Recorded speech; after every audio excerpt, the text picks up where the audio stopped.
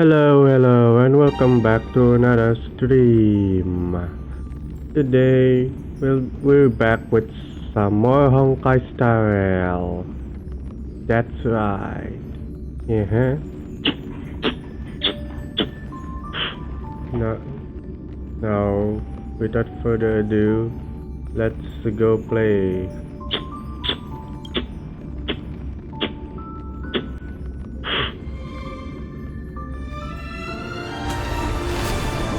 Alright. Click to start.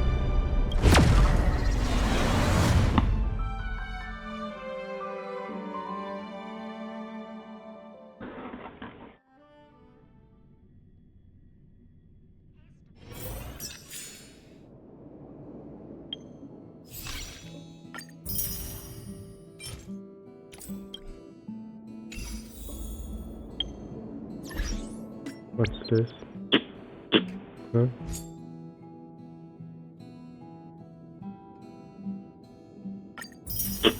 Alright, thanks.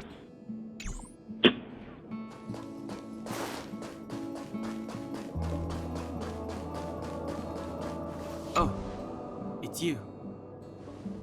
Do you have something on your mind? You're really good at taking care of others. Oh? What did I do? Your judgment always accurate. It's about being observant at all times and carefully making the best choice for the situation. You can do it too. I think you're not bad yourself. I didn't think you approved of me. If you're referring to what I think about you joining the Astral Express, you're overthinking it. My position is simple. It doesn't matter to me. I suggest you ignore my opinions and make your own choice. You don't seem like someone who likes to travel. Being on the Express isn't exactly the same as traveling or adventuring. The Astral Express symbolizes trailblazing. You understand? Trailblazing implies the unknown, be it unknown risks or unknown rewards. In my opinion, the unknown is no more terrifying than the known. In fact, the unknown signifies something we can control and change. I'm a little hesitant. Don't use hesitation as an excuse. If you hesitate for too long, your original way of thinking will eventually cease to exist.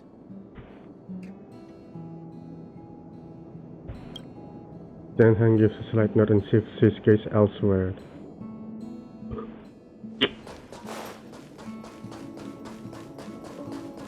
I think you're laying it on a little thick.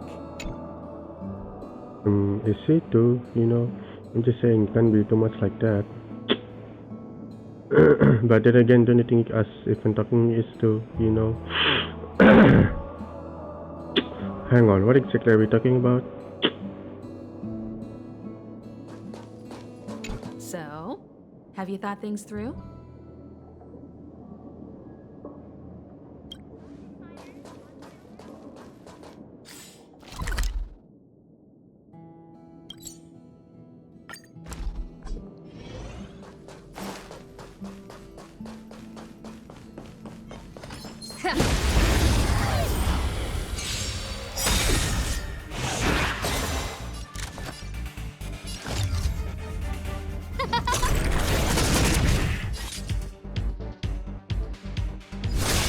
Let's go. This ends here. Is that all?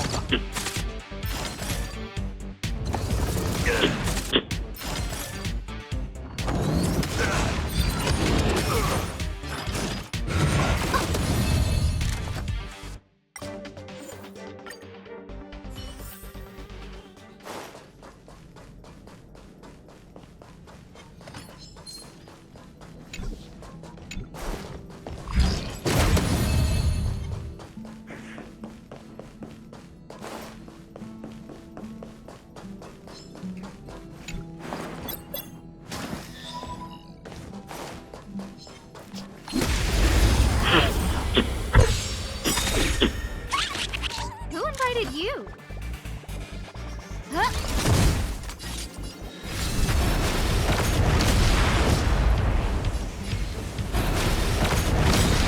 is our chance. This ends here.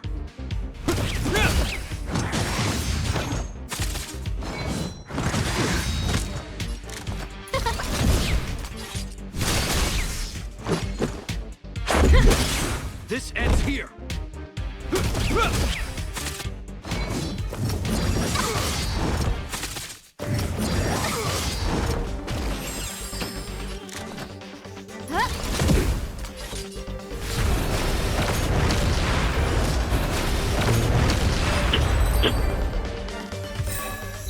Reach the end of the story in your own way.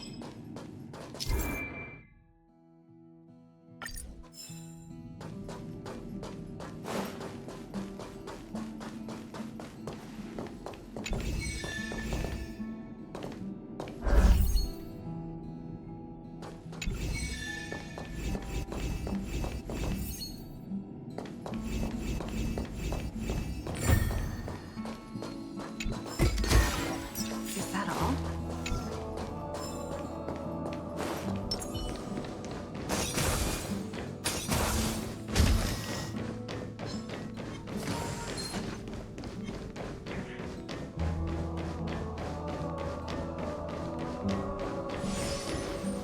Hmm.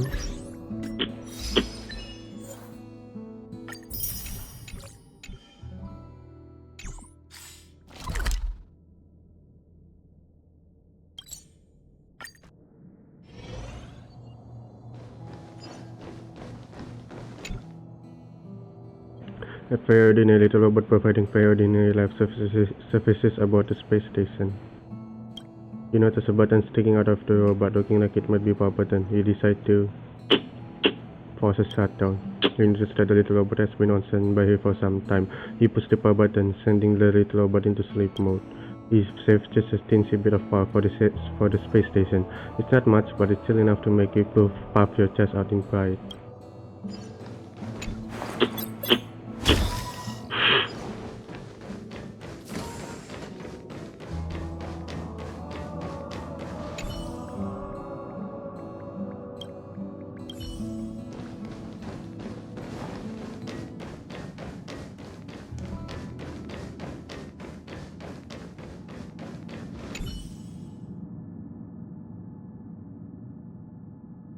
The screen display which scheduled meeting. There are detailed tables below with corresponding times. All the other meeting rooms are fully booked. This is the only free room. You look over a blank spot and spot your hand suddenly begin to feel itchy. Book a meeting. After setting your time, an interface pops up asking you to select participants. You cannot find the exit button. You decide to randomly check a few names from the faculty list. Not even candidate, they are not from the same department. After all, in the department research is the future of academia. A row of characters pops up on the screen. Booking complete.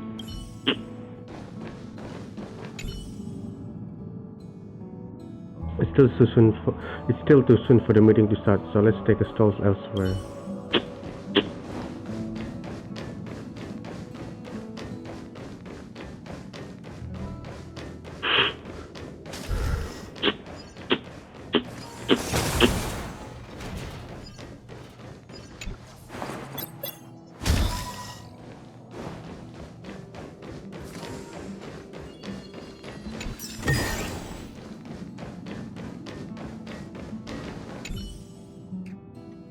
The device is automatically locked. To unlock it, please enter your password. The sun moves randomly with eyes closed. Wrong password. If you forget your password, please select recover password. Recover it. Please don't attempt to use this device if you don't need access. Recover password. Verification protocol in progress. Verification successful. Verified as space station researcher. Please choose beautiful method. Verification code or secret security question. Verification code. Warning, this device was do not belong to space station terminal device automatically returning to previous states. Verification protocol in progress. Verification successful. Verified as space station researcher. Please choose beautiful method. Verification code or secret security question. Checking permission level. Verification in progress. Verification successful. Successful. Please answer the following question. Who has had the biggest influence on your life? Madam Herta. Correct. Impartial, wise, objective, three-dimensional, and to the point. Madam Herta admires such thoughtful and conscious young visitors who dare to tell the truth. Dare to tell the truth. Please answer the next question. What is the most outstanding research result you have achieved on the space station? None so far. Correct. A correct, humble, and self-aware answer that shows bravery to admit shortcomings. Madam Herta admires such thoughtful and conscious young researchers who dare to tell the truth. Dare to tell the truth. Please answer the last question. Where is the spare physical security card for this terminal stored?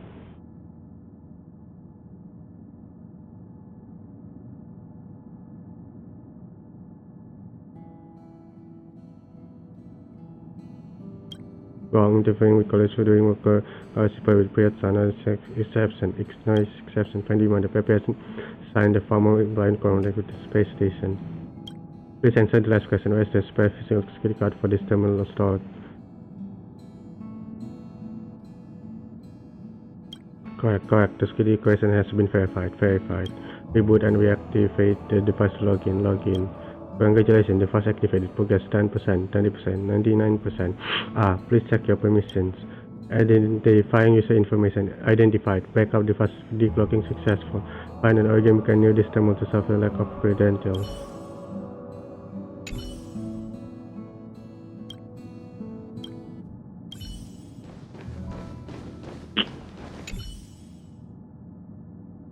An origami coin, lightly scented. You gently take it apart and some words unfold before you.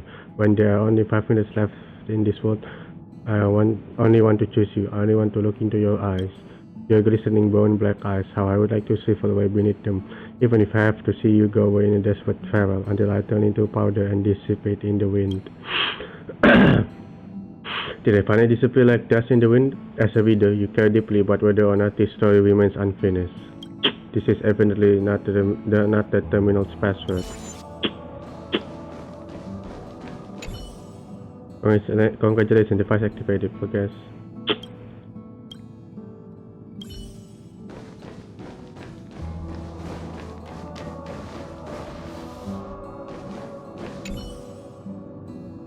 An origami coin that was falling apart with the slightest touch. You gently take it apart and some words unfold before you. Sometimes I feel like I have a rainforest inside me. As long as you are nearby and I can hold your palm, the plants in the rainforest flourish and warmth will surround me. Why does the rain pour down every time you have to leave? When the vapor of the rainforest breaks its banks and rushes down. Maybe because my tears have blurred my vision. Only someone who's remained single for a long time could be so full of nonsense. You mercilessly determine the author's emotional state. This is evidently not the terminal's password.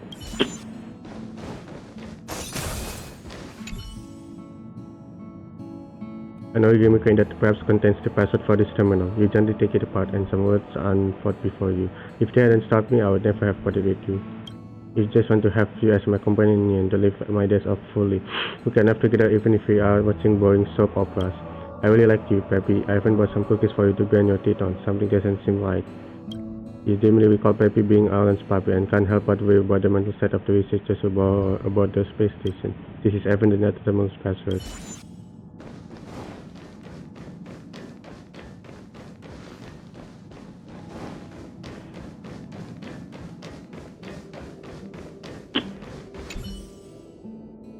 This origami coin doesn't have the power to fly but can solve your lack of access permissions. You can't wait to unfold it. Of course, the password's got to be simple, right? 1, 2, 3, 3, 2, 1, 1, 2, 3, 4, 5, 6, 7.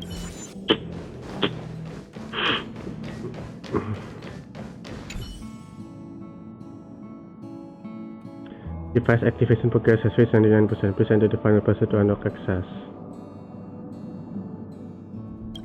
The device screen turns stark black, followed by the familiar startup page. However, your heart holds no joy, only the endless exhaustion from following complicated procedures. Password entered correctly. Login in progress. Login successful.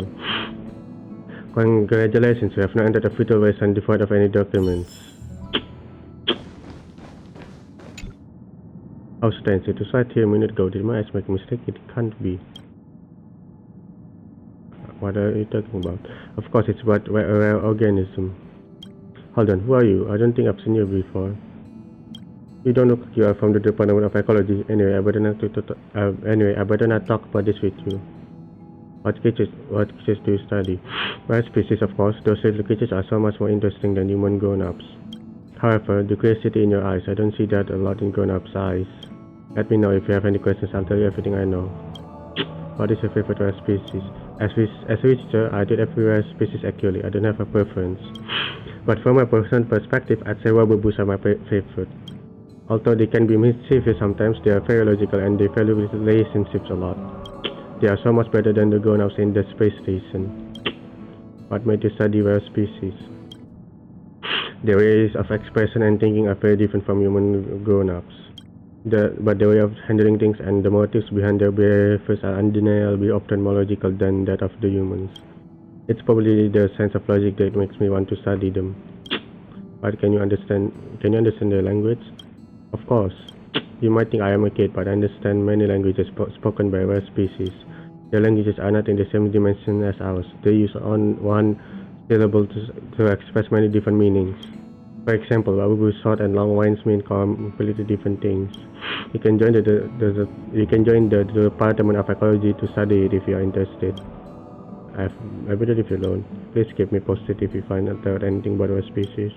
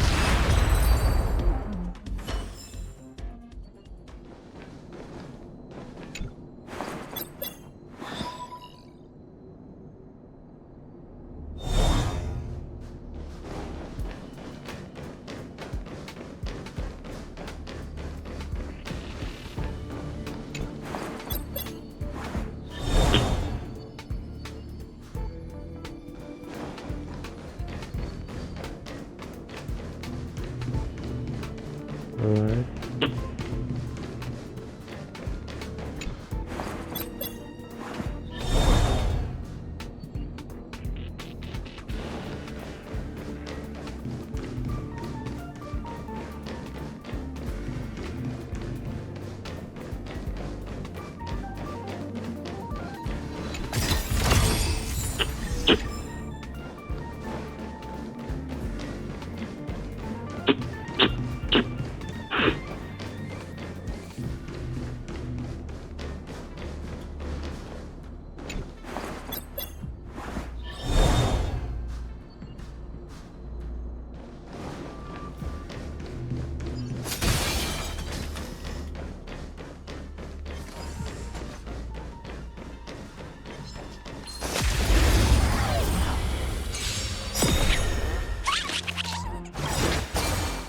name of Land, will forged in ice, never falters!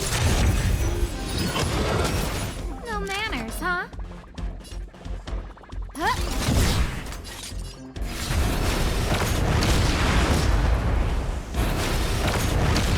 This is our chance.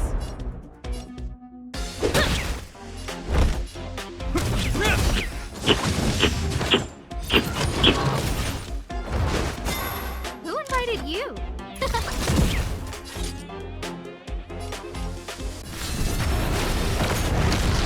Let's make it quick. Yeah. Hope you're prepared.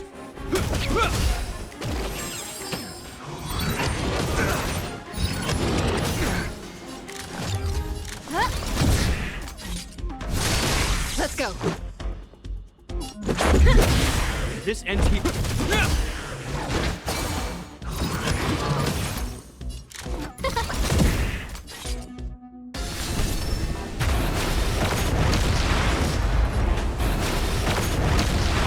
Let's make it quick.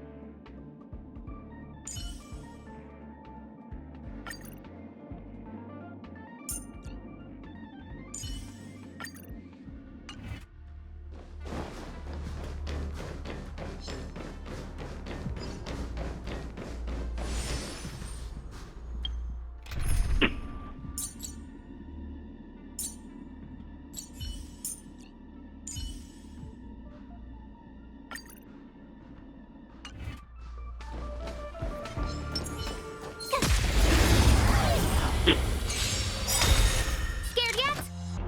Huh?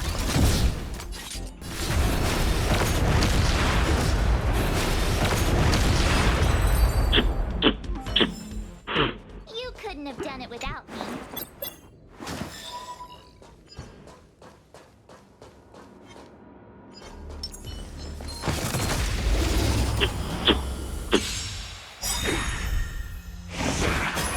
In the name of Land, will forged in ice, never falters!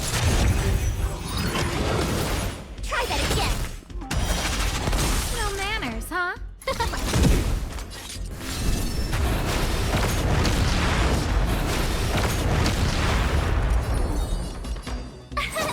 Here! This ends here. Is that all?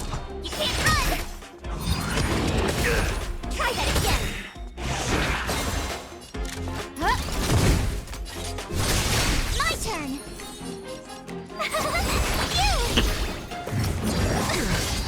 You can't run! Try that again. Who invited you?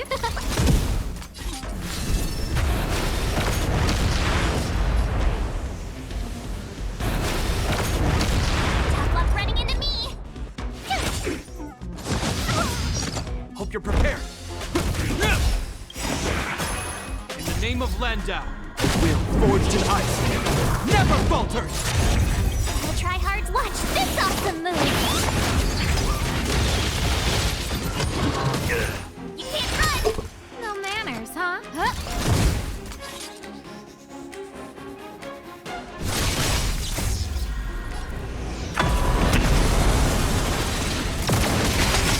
My turn!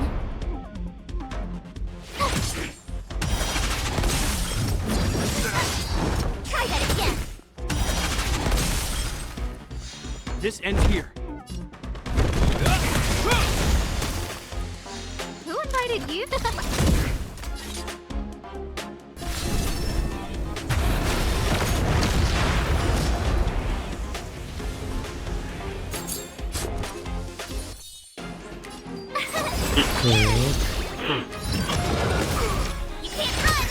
Hope you're prepared.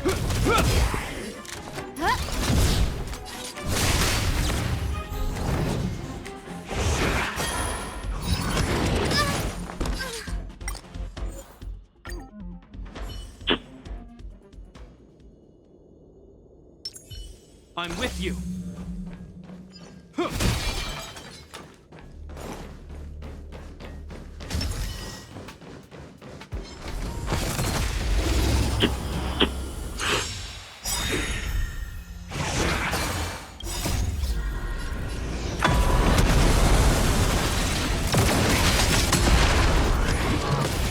Try that again.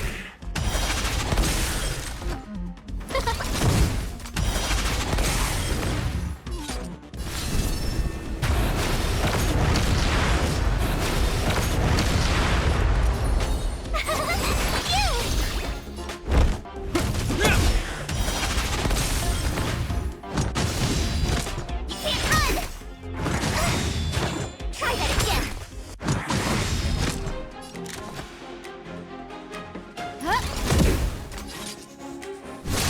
Tough luck running into me.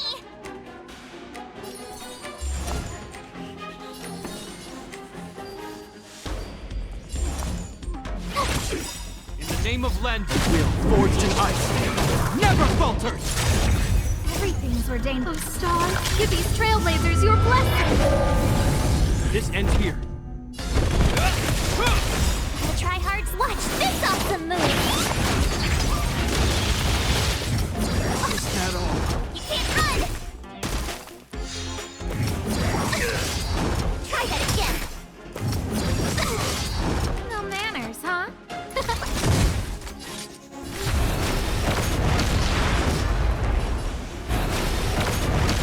My turn. Hope you're prepared. You can't run. Try that again. Who invited you?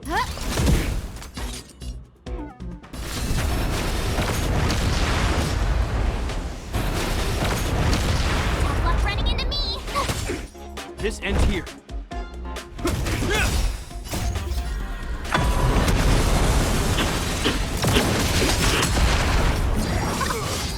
You can't run.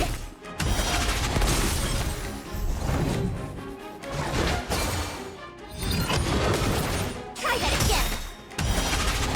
The tryhards watch this awesome move. Ayo tunggu. Ayo tag.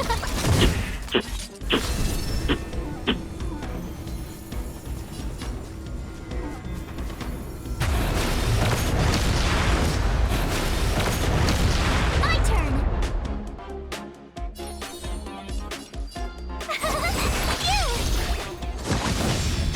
You can't run.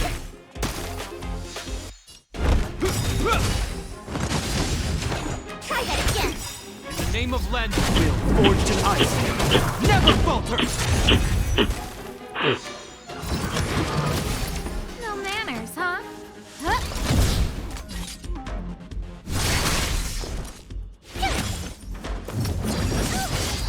You can't run. Try that again.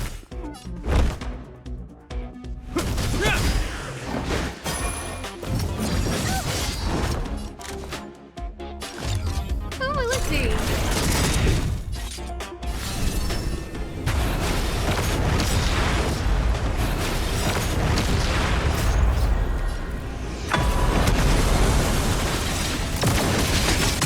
Everything's ordained. Oh, Star, give these trailblazers your blessing.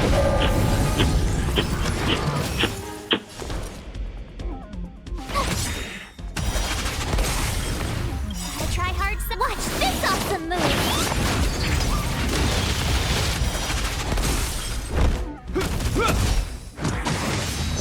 Who invited you?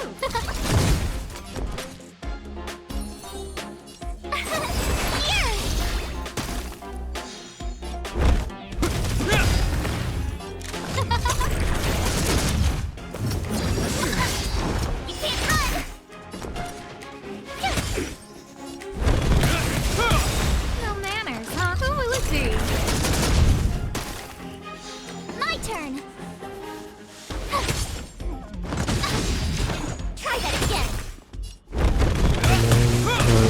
guess invited it's you. that. God damn it.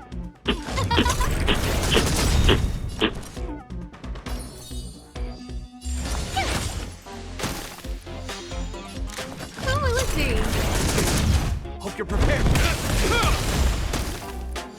Tough luck running into me.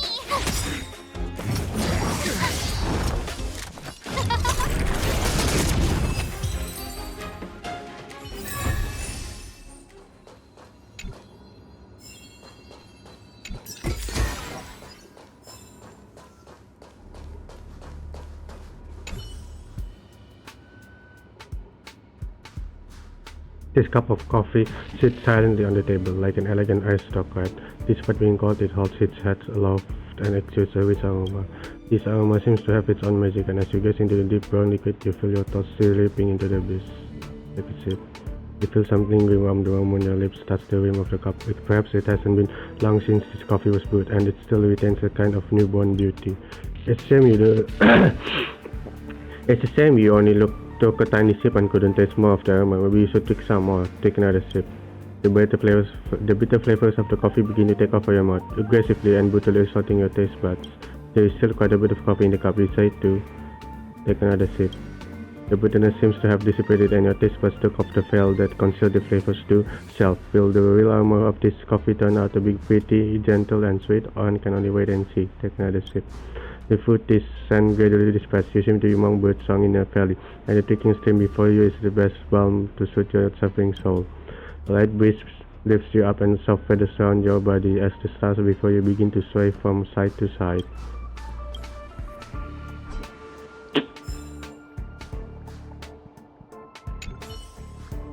Are you awake? How are you feeling? Dizzy? What are you doing alone in such a dangerous place? The bitterness in your mouth and intermittent stomach pains leave you feeling extremely weary. You shake your head, not wanting to answer extraneous questions like that. Alright, take care of yourself and go see the doctor if you feel sick. Stay out of the dangerous places. You might not be so lucky to have us save you next time. You hold your tongue, seeing the word look on both of their faces. This must be because of that cup of coffee. You reminisce on the bitterness and sweetness that was on your tongue. It was the right thing to do to stop after a few sips. However, if you had another chance, would you still try that cup of coffee? The details only about capability.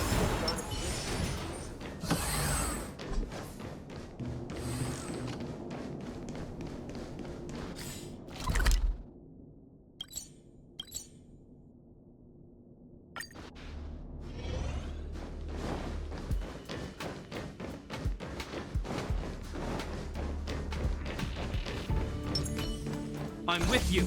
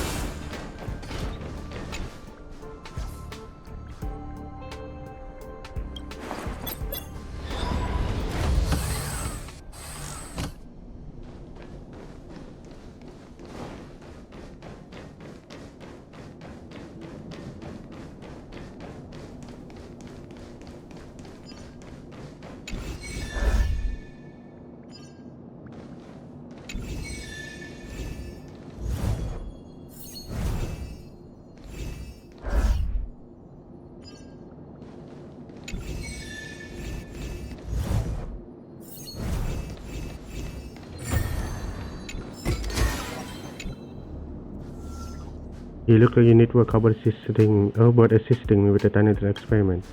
There's things bubbles at the space station. Oh, this is top secret. Yes, siders can never know that I own this thing. You must sign a non-disclosure agreement first. What's inside? I won't tell you a thing before you sign the agreement. You take the paper and pen from it and slip your signature. This paper is made from a bizarre material, and the ink dries up the moment it touches the paper. When you move the tip of the pen away, your heart suddenly flutters. Please bear in mind that this agreement is more than a legally binding contract. You must also abide by the law of the imaginary, which is above the social and natural laws. Not even the IPC can override it.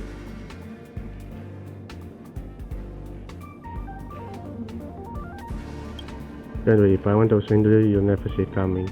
Now that you have seen the agreement, you can do anything you like with memory bubbles. Just make sure you are out of the sight of entities from the Garden of Relaxation. In fact, I don't think there will be any trouble even if they catch you.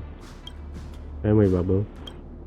The Garden of Relaxation has ways to steal the memories of others, to preserve memories. They created a sentient membrane to keep the memories wrapped up in it like a bubble, making it easy to carry memories around. They have an even more advanced technology called light cones. With that, they can capture more than just memories. It's a shame that I can never master light cone technology without the blessing of the Eon fully. The Garden of Relaxation. It is faction that worships the Eon fully. In their opinion, the world is defined by everyone's perception, and memories are the proof of the world's existence. They are willing to forgo their physical bodies for that purpose. If you ask me, the Garden of Relaxation, the architects, the family, and the antimatter legion are all idiots. They obsessively worship the Eons. The memo keepers. They are members of the Garden of Recollection who travel between worlds to collect precious memories. You will run into them sooner or later. I bet the memory of Astral Express passenger is highly sought after by them. You could get lucky if you meet civilized memory keepers, since they might use an amazing memory to exchange with yours. However, watch out for the memo snatchers, the radicals in the Garden of Recollection. They won't give you a heads up before stealing your memory. Can I touch the bubble now? So, just touch it with your forehead. Remember to close your eyes, or your head will start spinning.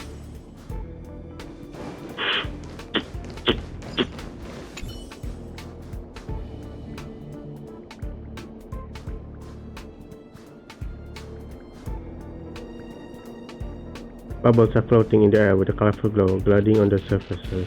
For some reason, they form an image that seems to carry a profound meaning. As he pours them, a female voice that sounds familiar to her touch memories and monotonously causes laugh. That's the memory bubble. You pause the bubble and experience steady sensation that gently pierces through your skin, flesh, and bones, then goes down deeper. You can't move. Both of your hands are staked onto the ugly, massive portrait. Your body is hanging in mid-air, dragged towards the ground by gravity, yet unable to fall. Below is a pile of firewood soaked in oil. The excruciating pain is numbing. He is accused of leading a rebellion and desecrating the god of beauty, Anedurai, who bestowed our minds and sends upon us as blessings. The man sitting on a high seat hotelier states, "Do you have any objections?" He spit, "Getting rid of the blood you've broken did suck in your throat, Anedurai. You know very well where the name is derived from. It's Idwila, that hideous being." The people fanatically worship them and are grateful to their gifts, but do these people really believe there is absolute beauty in the world? How foolish, nothing is perfect, and you understand that better than anyone else. You think of Dr. Howell and how you used to sneak looks at his face. You reminisce about how at the field filled with dandelions after class, he quizzed you on when Howell 6 reaches perigee every year. That would be when the satellite is closest to Owenley.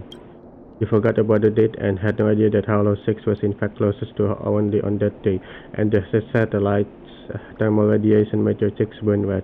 Meanwhile, Dr. Hall continued to tell you about the research of Astral Ecology School. But you could not think of research. Instead, you listened to the sound produced when his skin brushed the fabric of his shirt and tried to compose a song with it. Later, you started observing the creases on his shirt formed by the shape of his muscular body.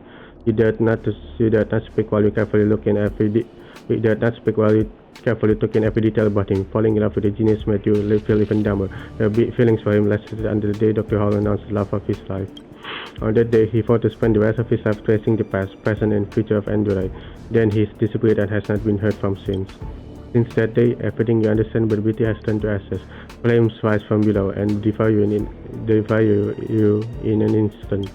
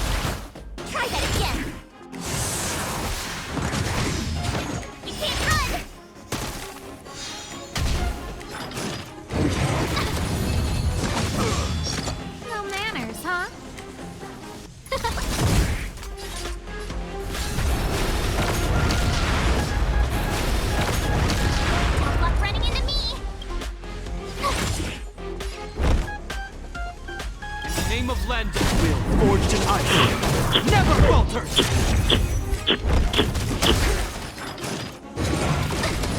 Try that again! You can't run! But I want...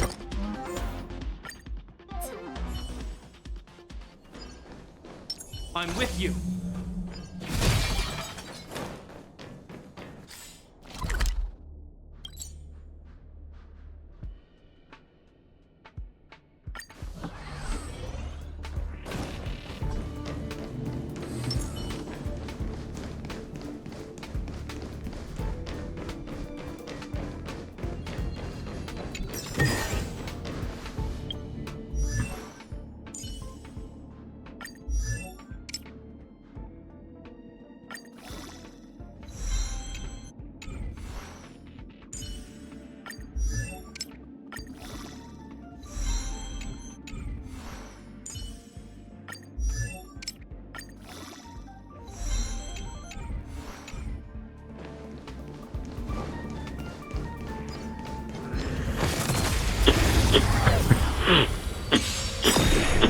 Gotta try hard to watch this awesome move! Time to get vigilant! Huh?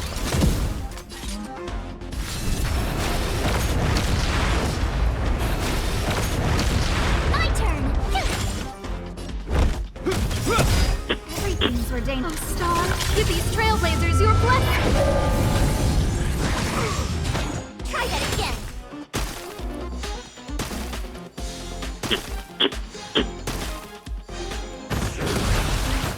You can't run!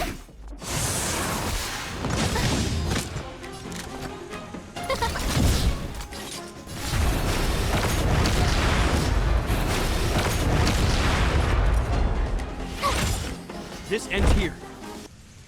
In the name of Len, will forged in ice, never falters! You're annoying! Is that all? You can't run! Huh?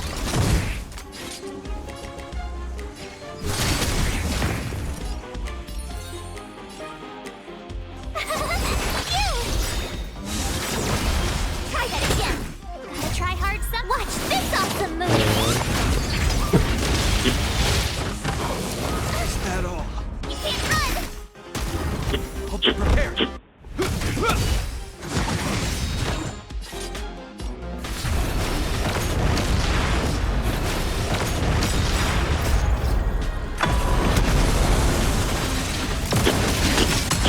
Luck running into me!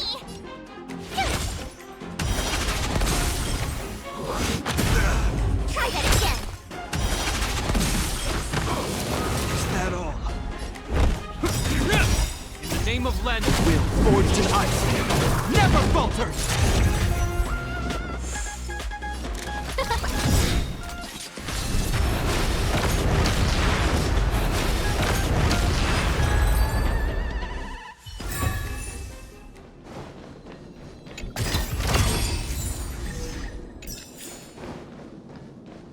I'm with you.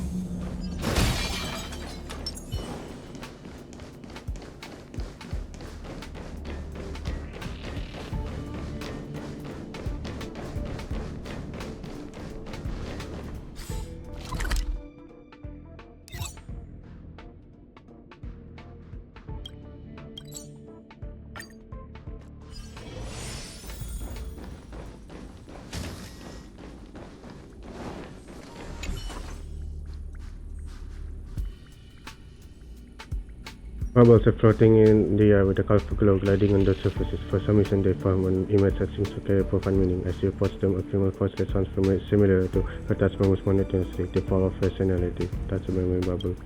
You watch the bubble and experience a chilly sensation that gently pierces through your skin, flesh, and bones, then goes down deeper. Your field of vision is split by long, narrow, and cold iron bars. Based on what you feel with your fingertips, you confirm that the iron bars are part of the exquisite cage. The crown that exclusively belongs to the philosopher king, the head of the Laurel World Galaxy. You look on and realize you are in an empty, theater. You are assured that this is the gathering place of the Parliament of Philosopher Union. It is the center of the galaxy, the colony of the contemplators. The seats below the marble pillars were supposed to be filled by the most brilliant minds of the star system, but are now occupied by countless steaming steel bodies.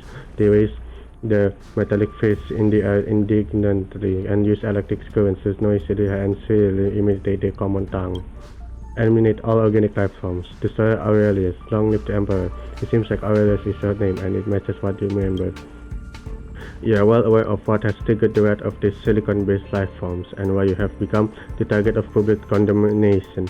According to the anti-organic equation, the Philosopher Union that rules the star system will certainly be destroyed by the Machine Empire. It is as simple as that. They want to humiliate you, the sole representative and leader of all living beings in the star system. Although they have wiped out many planets in the star system, they are still not satisfied. They convict and punish you according to the law of philosophers, forcing you to drink the poison before you. They are happy to witness your death and the demise of organic life forms, the Philosopher Union and rationality. He stepped forward and lifted the golden cup that contains lethal poison. For origin-based life forms, remember this. You hold your head high and look around. Thoughts do not fear death. Thoughts will never die. I, Aurelius the Watcher in the Cage, the foolish shepherd and the king of all philosophers, hail you all. You raise your arms, you will celebrate your victory under the gaze of this sacred colonnade and be endowed with true rationality. Your words are drowned by the maddening cacophony. You roar with laughter and down the cup of poison in one go.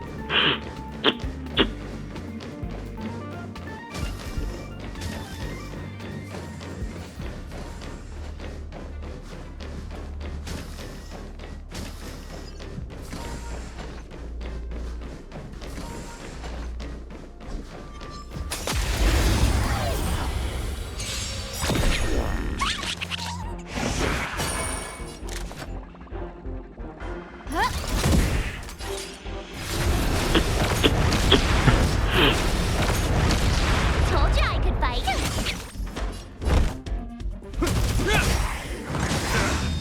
You can't run. Try that again.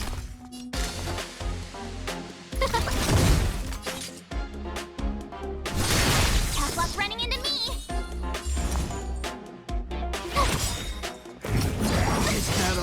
You can't run.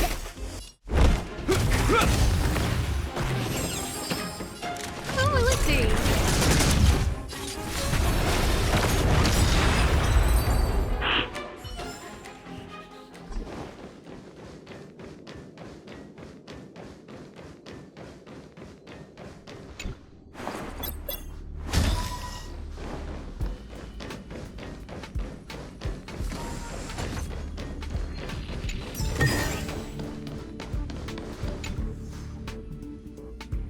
State your business and stop blocking my view.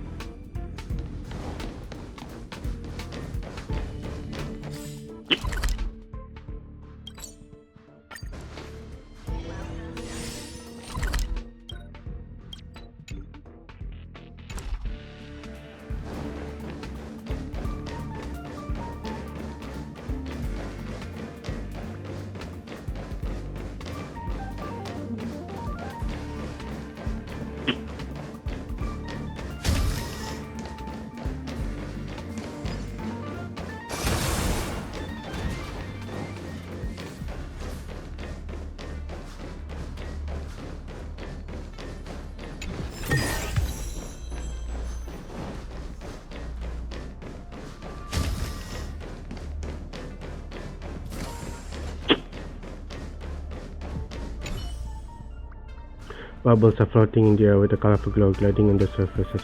For some reason, they form an image that seems to carry a profound meaning. As you post them, a female voice that sounds similar to her as most monotonously, the redeeming man. You clamber along the steep slope covered in ice. The icy gale is tirelessly assaulting all beings that dare to exist at this height like a sharp blade. Although you are wearing a full set of advanced outdoor equipment prepared by the APC, you realize your fingers are almost broken because of the cold. You are not bothered by it, as you are very clear that this outrageous journey of redemption is about to come to an end. Those uncivilized barbarians have admonished you countless times. According to the ancient laws of the united types of Hydra, any who disobeys the noblest will be ordered to redeem their sins. The wrongdoer will climb Mountain Pygmalion alone and reach the peak. There they must wrap a copy of the Stella's prophetic inscription. If the wrongdoer is pardoned by the inscription, then their name will be cleared in the presence of the chiefs. Almost there. The sky has cleared up, and the gale is turning into a breeze. With your teeth clenched, you try moving your hypotermia-damaged shoulder to swing the pickaxe for that one crucial move. Finally, stepping on the long-awaited ground, you realize you have reached the end point. A smile of satisfaction crawls up your face without realizing it. Though it is not as wide as you want it to be because of your stiff facial muscles, now you just need to look for the darn stele. But there is no stele. Instead, only a frozen cold up body can be seen on that vast snowy landscape. The person is well equipped and the face is frozen due to the cold temperature. Their eyes, filled with fear, cast the holes of despair at you across millennia of time. Undoubtedly, the frozen person is you. You gasp in shock and cry soundlessly and bitterly before collapsing on the snow and ramming yourself into the abominable ice sculpture. Then the mountain robs you of your consciousness.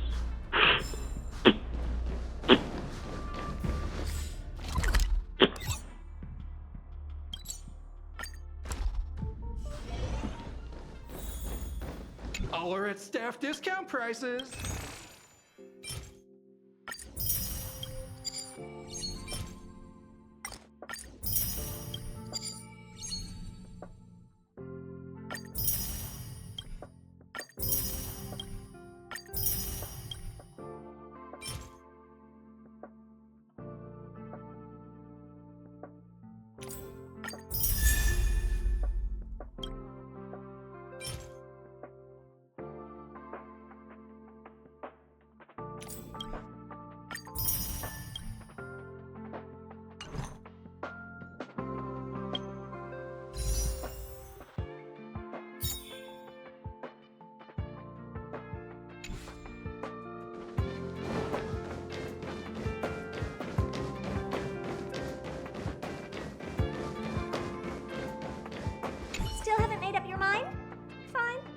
Since I'm interested in you, I'll answer any questions you have. Me? Well, talking about oneself is as pointless as it gets. On paper, yes, but I don't really care about this place. I built it, put some stuff in, left some people here, and let them just manage themselves. Asta's the lead researcher of the space station, so for all intents and purposes, she's the master. I reject the concept of ownership because I don't want the responsibilities that come with it. It doesn't matter. Who cares if others don't like me? I know I don't care. As long as I have my own value, I can do whatever I want. While you may have good character, do you have any value? Don't take that the wrong way. I'm genuinely asking you. You might have some value. I just don't know about it. Human. Female. Young, beautiful, attractive. Not much different from what you're seeing now. I modeled it after how I looked back when I was a kid. It might not be identical, but I'd say maybe 70, 80% there. Oh, I was so precocious. All I cared about back then was solving the solitary wave problem. Ignoring my precious childhood. Stellar runs, huh? Ask away. I'm listening. According to my research, it's a type of life form with a special property that tethers it to a certain path or eon's power. Wherever it's located, it responds to that world's desires to advance its civilization. But this comes at the cost of some form of disaster. The mechanism behind it is likely related to Nanook the Destruction. Oh, that weird bunch. I'm satisfied with just one Stellaron. But they've scoured the universe, obtained several, and still aren't satisfied. I don't know what their true intentions are. Screwlum went up against the Stellaron hunters before. I heard there was a member whose hacking skills were on par with Screwlum. Oh, Cthulhu? Being on the same level as Screwlum, who's probably the best in the universe, is nothing short of spectacular. It's beyond my abilities. Computers are not my forte.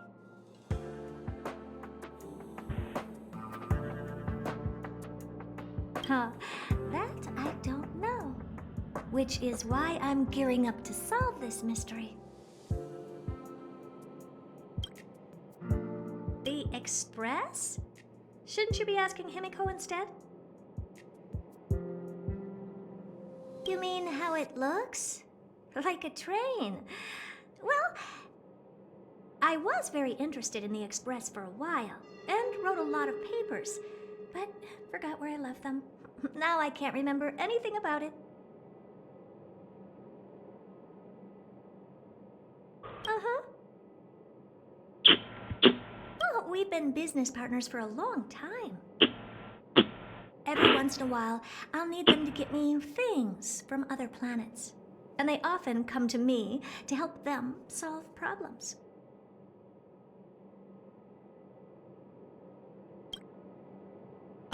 What decision?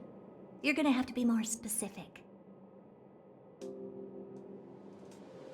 Of course! I'll still be here waiting for you. The space station will be waiting for you. Returning? It's not impossible. If you want to be a researcher here, you can just ask Asta. If she's fine with it, I have no complaints. No, hold on. You have a Stellaron within you. I think it's better if you left and came back occasionally. It might be dangerous if you stayed for too long.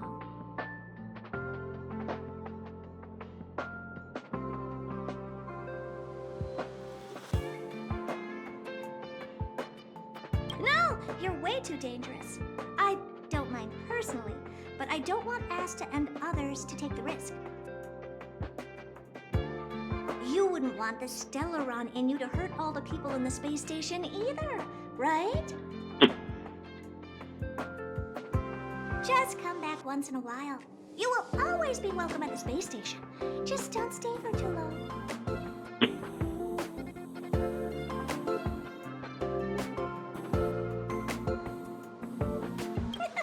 You really are weird. What's so good about this place? Even I don't like staying here. Ugh, fine. To be honest with you, I have plenty of ways to seal a mere Stellaron. You just might end up not having a lot of personal freedom. Huh. If you're so keen to stay, fine, I'm okay with it. Go speak to Asta. She's the lead researcher. She's in charge.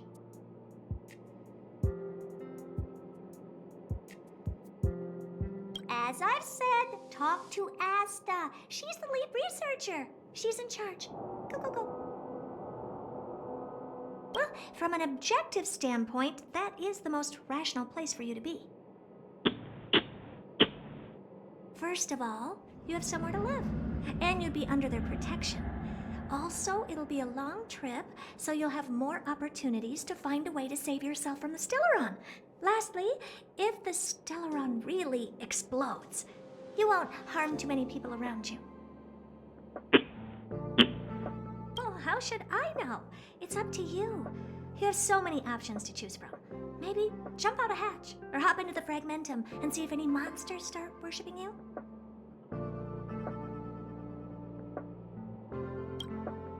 Okay, suit yourself.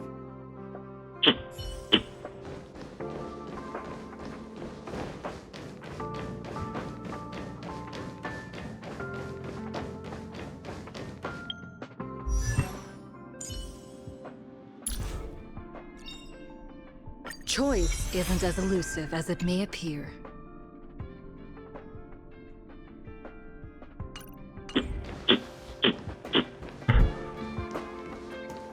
Thank goodness you're all safe.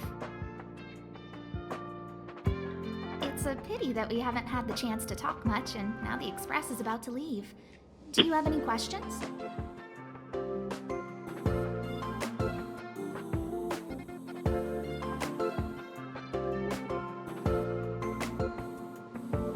Well, Madame Herta gave me a piece of code, which she apparently wrote on the way here. I just tried it out, and the defense shield's regenerating 3 times faster than before. Thanks to her, the Antimatter Legion outside is not much of a threat anymore. The space station's repairs and reconstruction can also begin smoothly, but internally. When the Stellaron was extracted, even for that brief moment, it corroded the space station and formed a new space, what we now call the Fragmentum. The part that was corroded is irreversible, so the space station will always be in a state of quasi-fragmentum.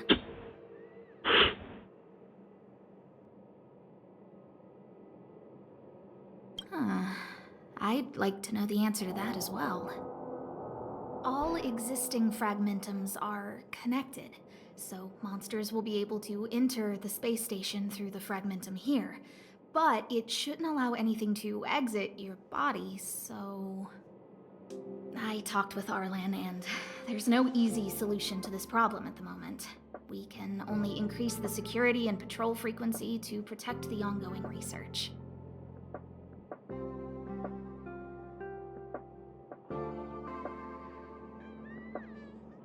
After all this is over, I'm putting my vacation time in with Madame Herta. I've got it all planned. I'll hop on an airship and give the blue a good look. Be that as it may, taking it in while on vacation and observing it during work are not the same thing. Oh, if I have an actual full vacation, I can take my time to collect observational data and finish writing my paper. Of course, there's already a lot of published research on the blue, but I want to study it myself. It might sound a lot like work, but it's really just a hobby. There are no deadlines or quotas to meet, and I don't get paid. Oh, okay. If you wanted to come back and help, of course I wouldn't refuse you. Dan Hung helped inventory our rare items. March 7th said that she would help out as much as she can and connected over 50 wires in the electrical room. Everyone from the Express is so obliging. And I think you're pretty good at meddling, too. Huh? Madame Herta said that? In that case, I have nothing against it either. Mind you, if Madame Herta was to do something to you, she's not going to care a lot about what you think. Okay. Oh, sure. No hurry.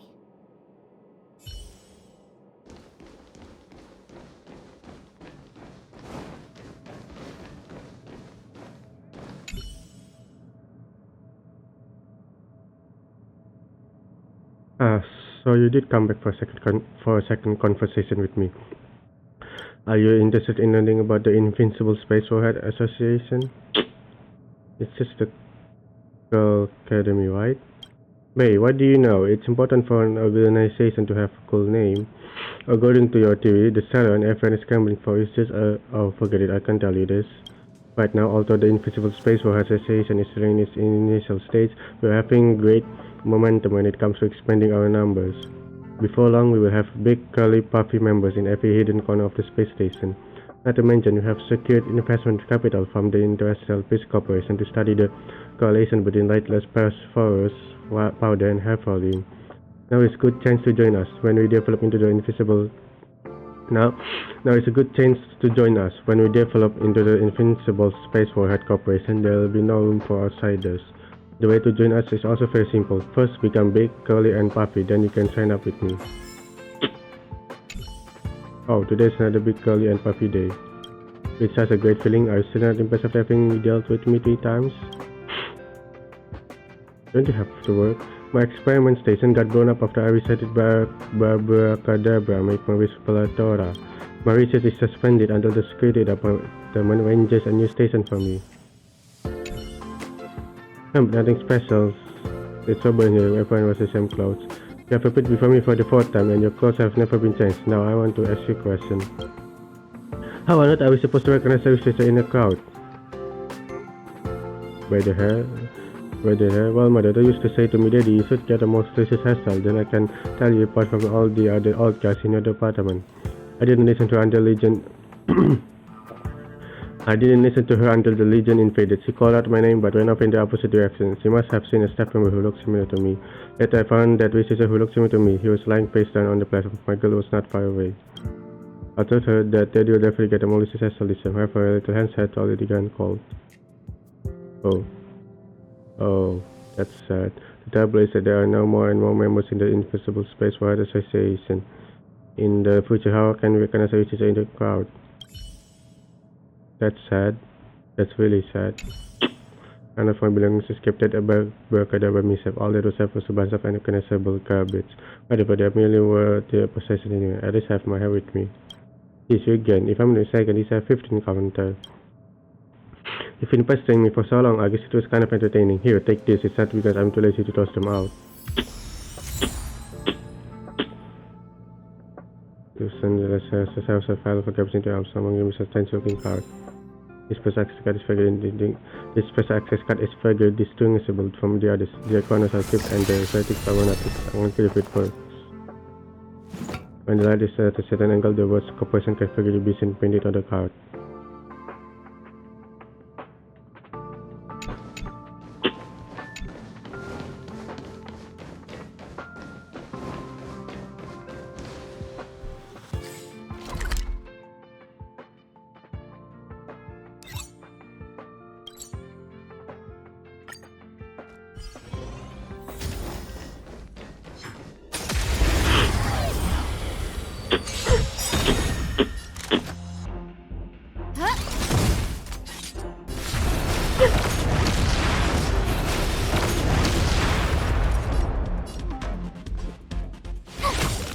Hope you're prepared. Who invited you?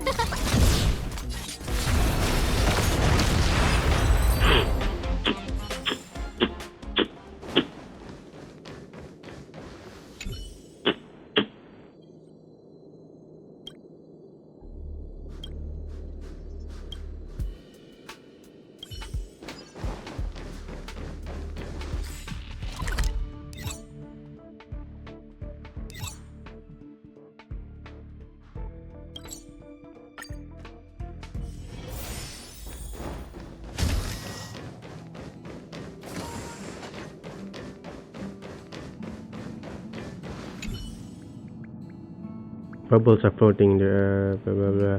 As opposed to them, a female voice that sounds familiar to it as almost more necessarily a feast. You move to a nebula made of numerous ionized gases. Your long journey has made your digestive cavity feel upset. You desperately want to fill it with something, anything. You've devoured so many interesting items: a chunk of steel that shoots bright gas currents, a massive ball of fire trapped in a cage of iron, a crunchy rock debris disc. But if you've grown tired of eating all that, you want is something tastier and more of it. You flail your tentacles restlessly. Not being able to eat makes you feel so hungry. There must be something tastier on the nebula, right? You feel a little annoyed as you circle about in a high-speed particle stream in misery. All of a sudden, your sensory orb seems to pick up something fragrant, a scent that draws you in. What could it be? Is it something delicious?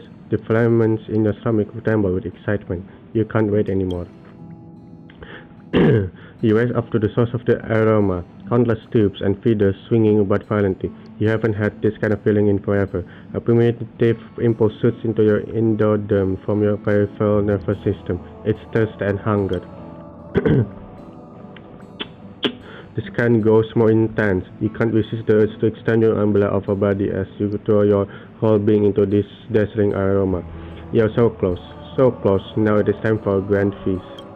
What comes into your field of vision is a massive planet. It is truly a big celestial body. You're still young, so you never imagined that the planet could be so big. You had previously assumed they were all small enough for you to swallow a whole. Yet, the planet before you is easily 3 times the size of your body. This makes you wonder whether your digestive cavity could fit it. How many days would it take to consume the whole planet? You will slip away before long. After all, you have plenty of time. You are the youngest in your amoeba slime mold tribe. You have far more days ahead of you than behind. You realize that you can eat for as many days as you like. Eating is your destiny. With this in mind, you happily burrow into the viscous atmosphere made of hydrogen and helium. You start looking for a place to begin your meal. Do you want to taste the scorching molten core first, or the cool clouds of ammonia? It's a buffet of planetary proportions.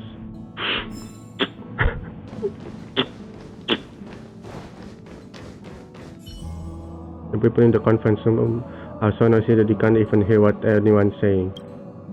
The fact that everyone's still willing to meet up in such a dangerous place is a glowing endorsement for your department. So, your solution is in no way appropriate for our department. You've never even given a single thought to our concerns.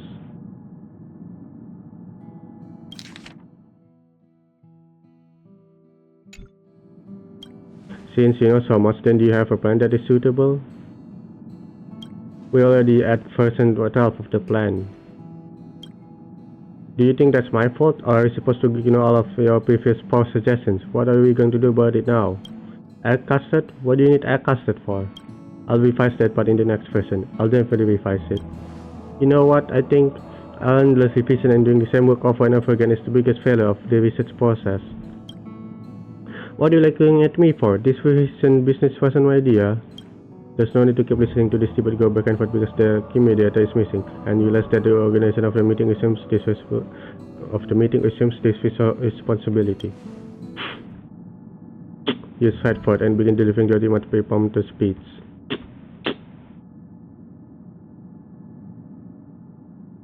I think the first one is quite satisfactory. You all can see very well for yourselves whether it meets all the current requirements. The argument abates and the correct answer is within grasp, but everyone seems to ignore it. It is precisely by grasping this blind spot that you are able to successfully crack it. The conference room goes quiet and everyone present is roundly served by version 1. You also get to experience the pleasure of helping others.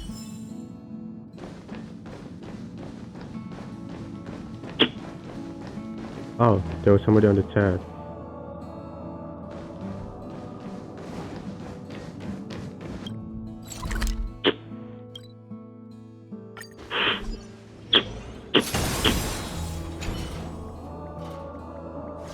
Unable to communicate.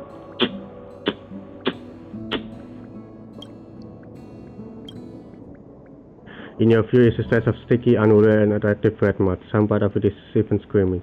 It occurs to you that it is a group of clay men with big heads and short legs. They are the two rulers of the planet of Kalsas. Oh, this place seems to be the Royal Council member of the Claymen. You have forgotten why you are attending the meeting, but you know it is a golden opportunity to pour out the precious minerals from the bellies of the Claymen. The meeting room reverberates with muffled gobbling noises. It sounds like the whines of despair made by a person drowning in a swamp as mud slowly blocks off their airways. This is the Clayman race's language, but you can't understand a word of it. You have yet to implement the synthesia beacon. The meeting is boring you to tears. On Kalsas, anyone can speak their mind. The interpreter relays to you. The Clay Queen gazes at you, and you wonder where the Queen's eyes are. The synthesia interpreter says, "This mission is fast upon our shoulders. Together we will defend Kalsas from the calamity that is the Fred season." The Clay King is overcome with emotion. Meanwhile, you stare out the window, cracking your brain as you ponder what kind of texture the meat of clay ship would have. By the stars, you can't take it anymore. Listening to the prattling of the talent motivation department staff brass would be more interesting than this mark. You can't resist the urge to roll your eyes, but suddenly notice the king is staring directly at you. Thankfully, the king just wants to invite you, a rare Earth management consultant from the IPC, to speak on the stage. Problem? You're just an outsider. What could you possibly know about the future of Kalsas? Haha, you've got it. You roll your dry eyeballs slyly and swiftly, then flash the king a standard yet dazzling smile. He takes to the stage and releases an unending waterfall of sounds in what you imagine their language to be. The call of Clemenco as they hear you speak. You worry they might dissolve in part of their own taste. He laughed and shrugged toward the interpreter as he said, "This planet." He laughed and shrugged toward the interpreter as he said, "This planet doesn't have a shred of hope because the Cayman won't make it past the wet season." He says that there is so much hope for cultures, the interpreter says as he nervously sweats. "This is a common language, universalism, you understand. By joining the APC and being united, there will be no communication barriers."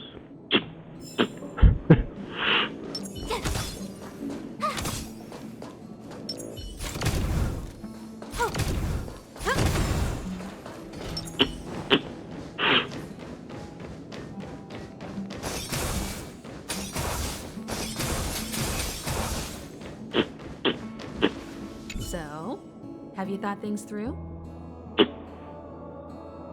Stay? But Herda? Curtain has about give me the green light. Is that so? Well, I respect your choice.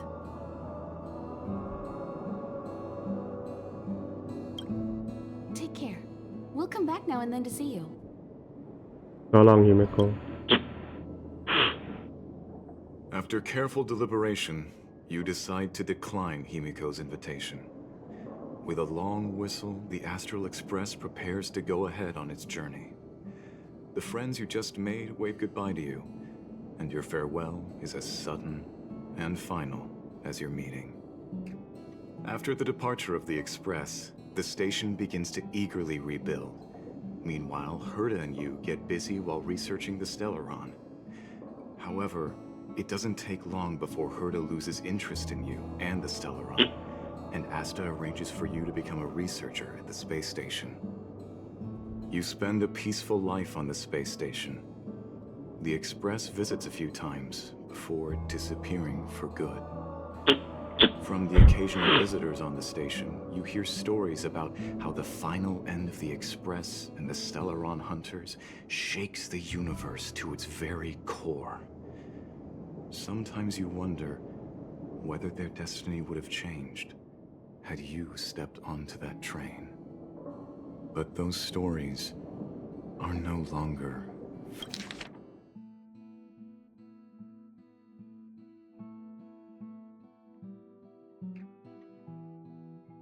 for you. Ah.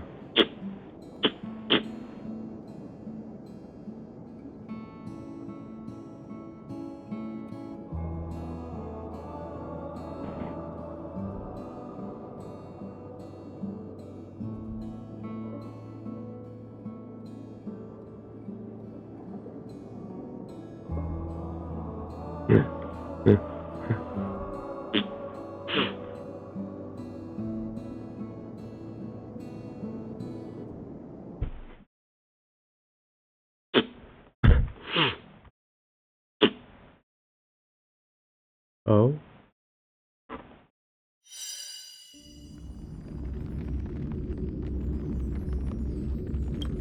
Bruh, it took me back to the main menu.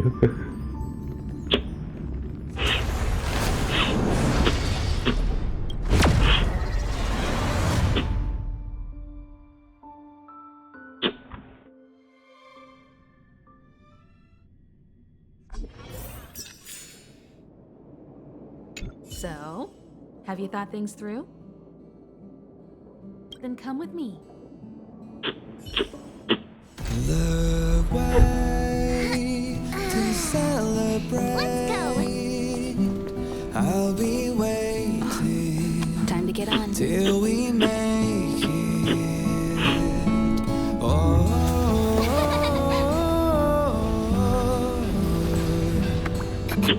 we will see. I'm over here. Come with me, take the journey.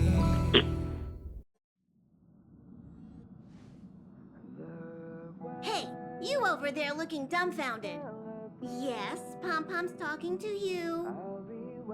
Himiko told Pom-Pom about your situation. Now listen up. Pom Pom will only say this once.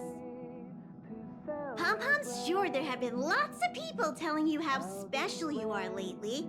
But this is the Astral Express, and everyone on here has their secrets.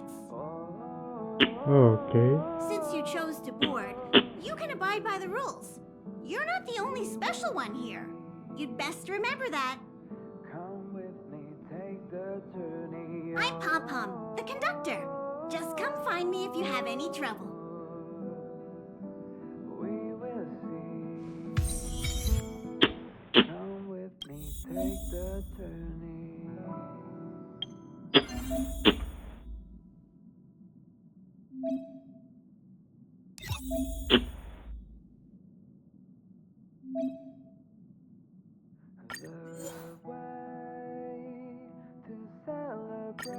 Alright.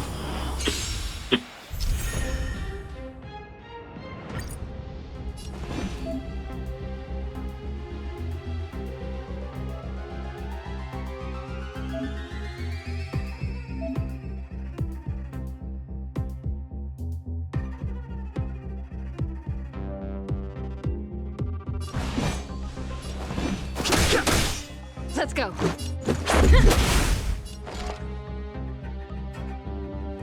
Ready for another? I've no interest in conflict.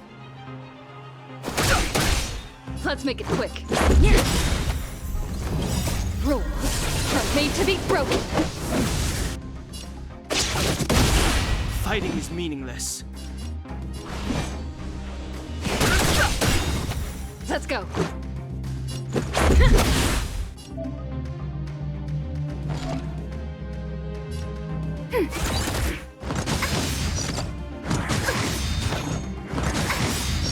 I've no interest in conflict.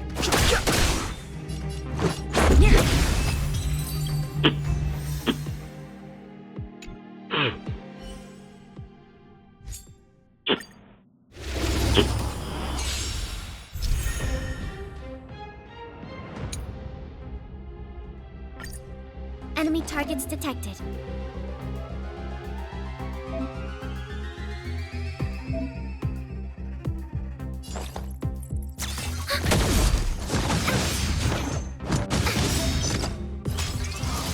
Enemy data secured.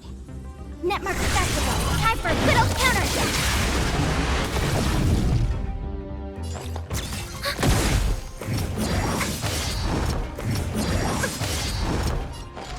Ready for another? Enemy data secured. Netmark accessible. Time for a good old counter.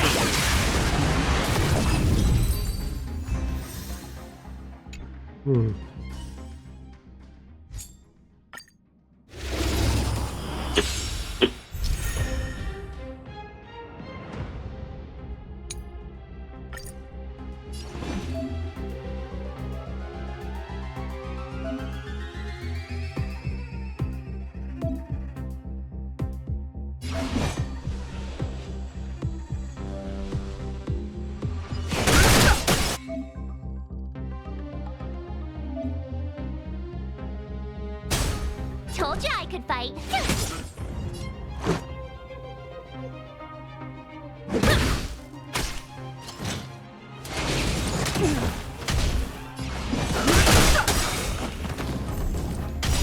The truth of life and death. Distinction is but a vision.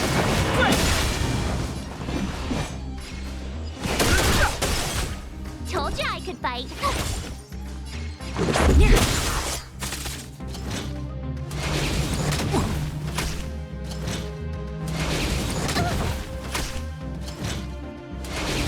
It'll take more than that. Tough luck running into me. Let's make it quick.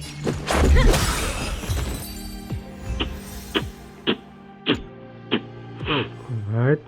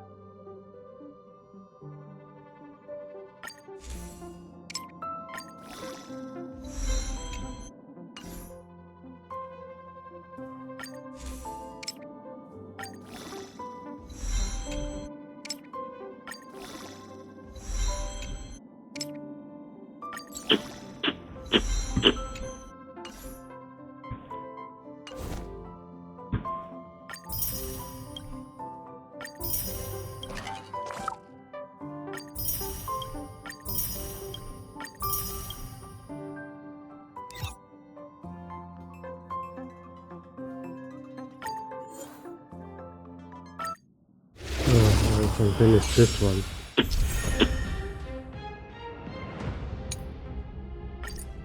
Want to see what I can do?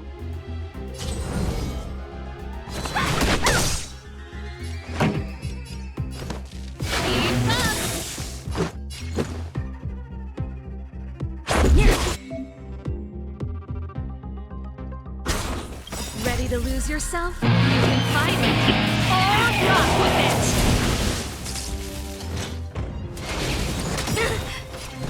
Rules are made to be broken.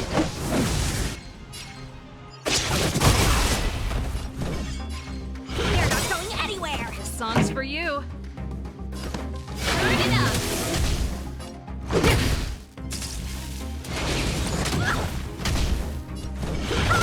Pretty good crowd today. Take this!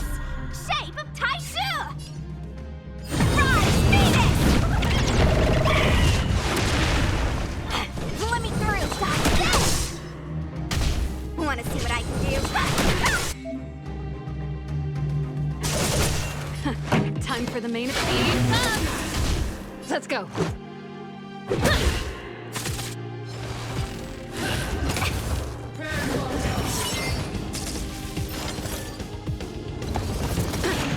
Let me through! You're not going anywhere! Let's go! Ready to lose yourself? You can fight it or rock with it.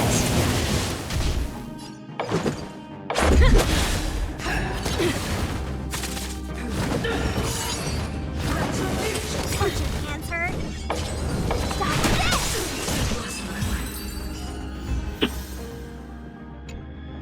Okay.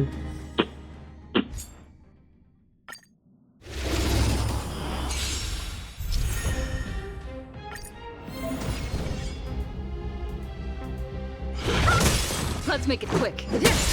No more playing nice.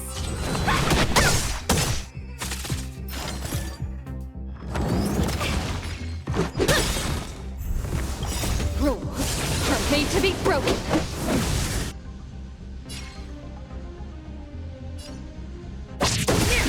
Want to see what I can do? Stop this! This is our chance.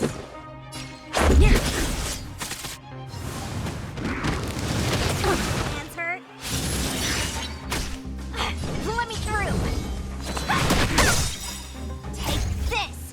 Rise, Phoenix! Stop this!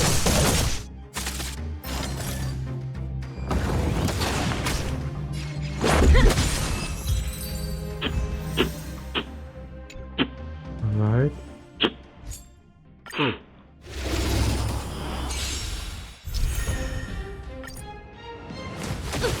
Fighting is meaningless.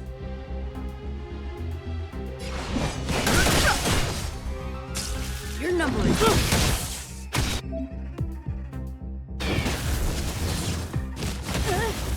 I've no interest in conflict.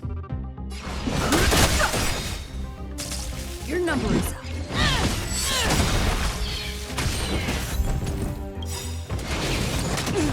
Is that all you got? Let me pay you back. Tenfold! Barely felt it. Too late to repent.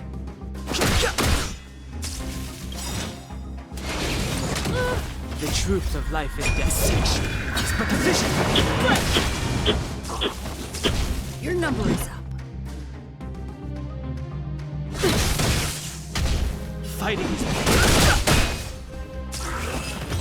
Alright, nice.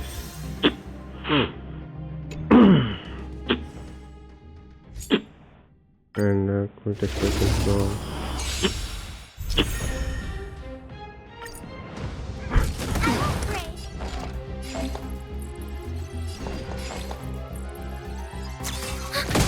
Oh dear.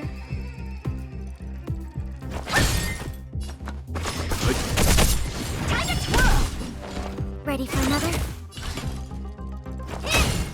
Leave it to me. Commencing support.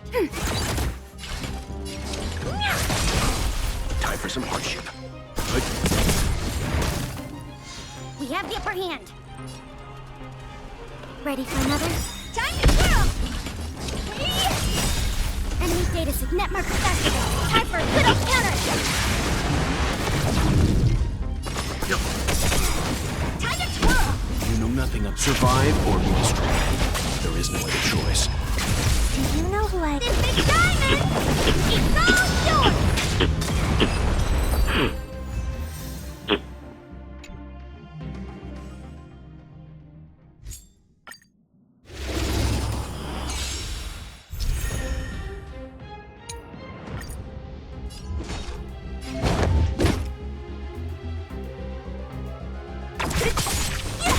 Too late to repent.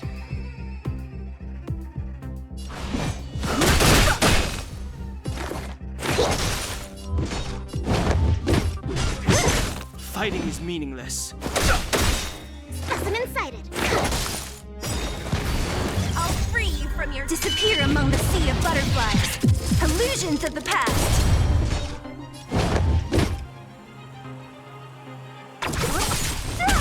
I've no interest in conflict. The truth of life is distinction. It's but a vision.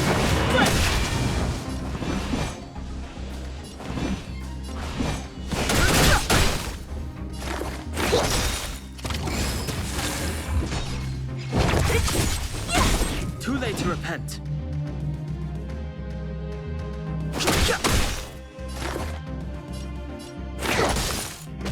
Don't mess with me. Fighting is meaningless. What a headache. Commencing research. Alright.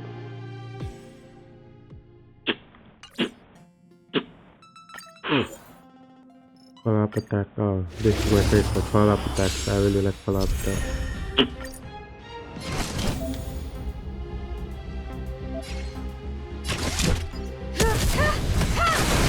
You won't get away.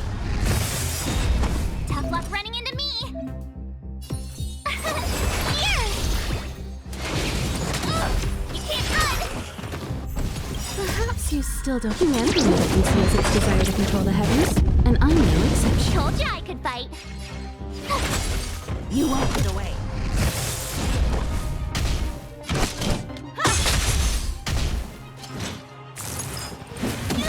Try that again. Gotta try hard some. Watch this awesome move.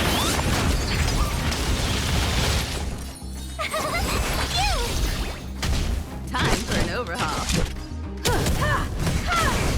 You won't get away.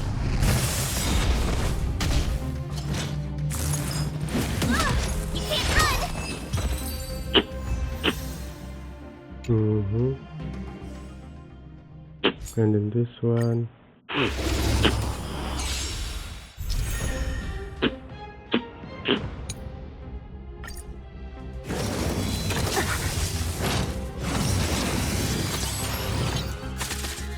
Great. You'll pay for this. Lend me your strength. What a headache. This battle is... Oh no. Fight.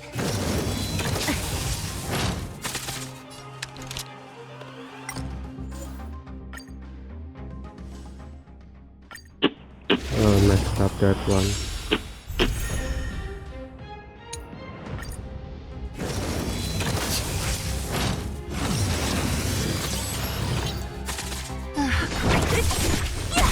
You'll pay for this. Lend me your strength. Don't mess with me. This battle is unavoidable. Lend me your strength. What a headache. Alright. Buff this spell.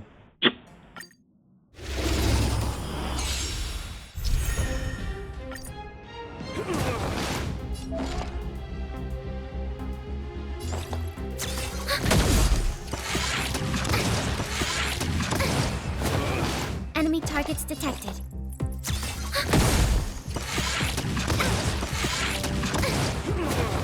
Commencing support.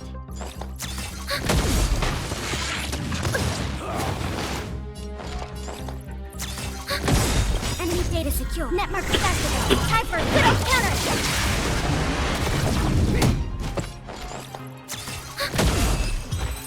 Nice. Alright, debuff this spell.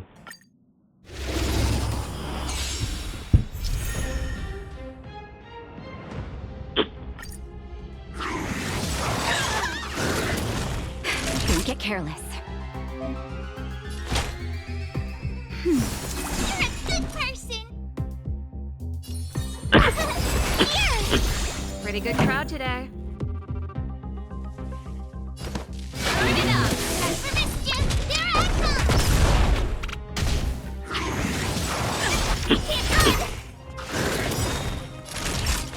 That's better. You're my turn. This song's for you, Pete. You can fight it or rock with it.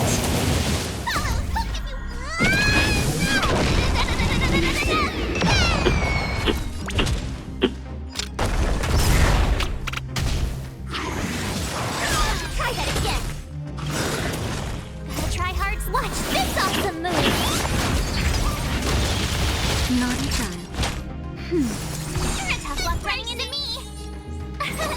Here. Pretty good crowd today. Turn it up.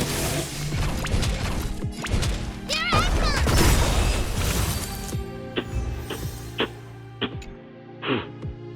come. Alright, nothing is charging. Now it's this time.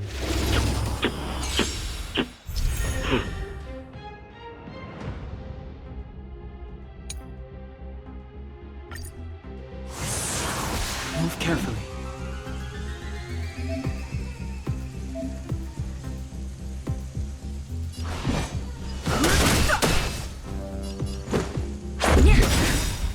Rules are made to be broken.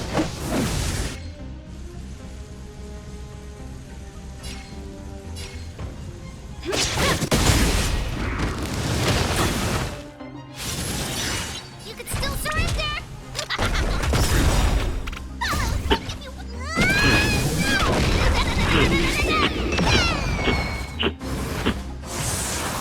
Too late to repent.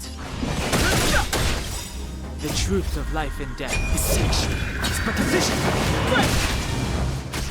Let's make it quick. You could still surrender. I've no interest in conflict.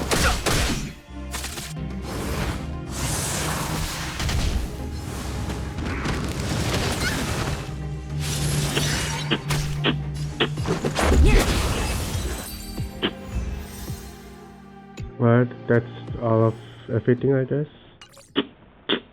Yep, everything.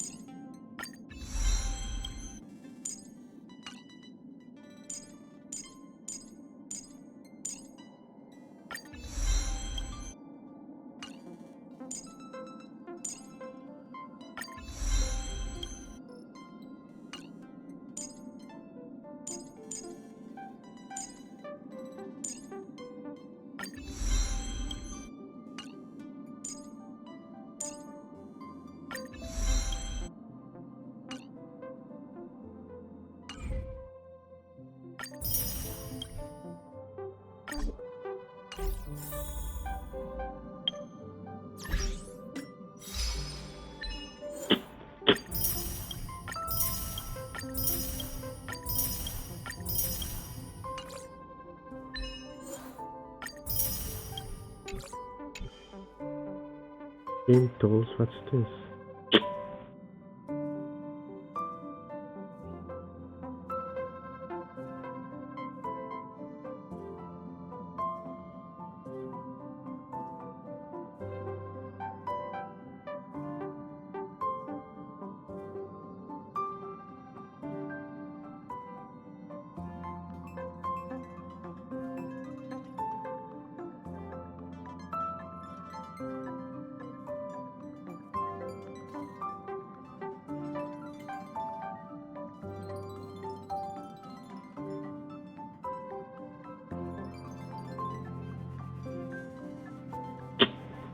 What's this?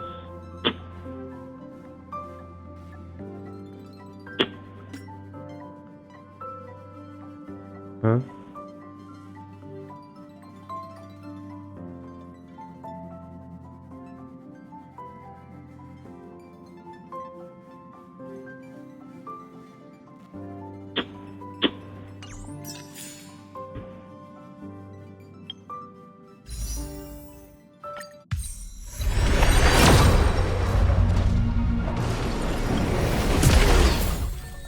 I've got Ding Yun.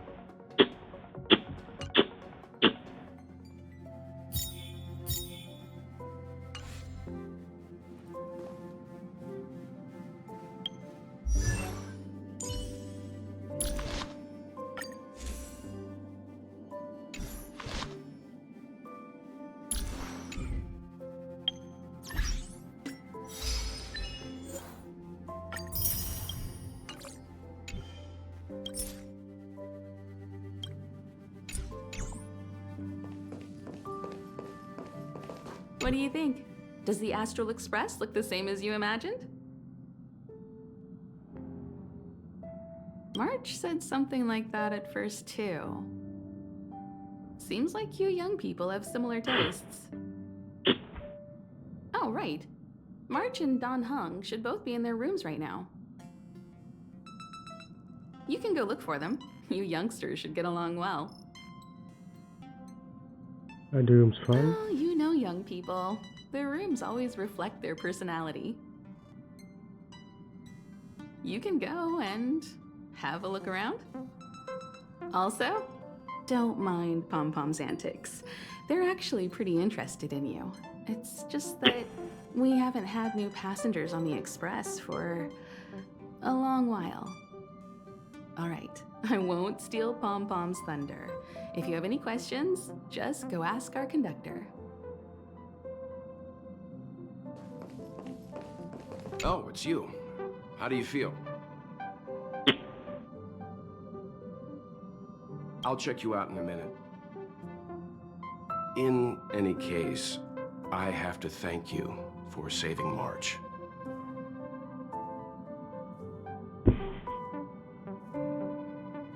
You guys saved me too. All I did was calm that thing inside you down temporarily. I don't want to frighten you, but the truth is you won't ever be in the clear while it's still inside your body. However, as long as the Stellaron is still in your body, you should be careful what you do. I don't know if Himiko and I can suppress it again. But I won't bore you any longer. So much happened at the space station, you must be tired. There should be some time until the next warp jump, so feel free to walk around and familiarize yourself with the environment. Okay.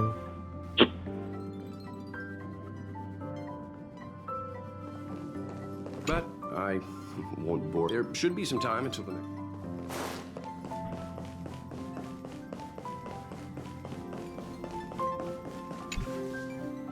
Hey!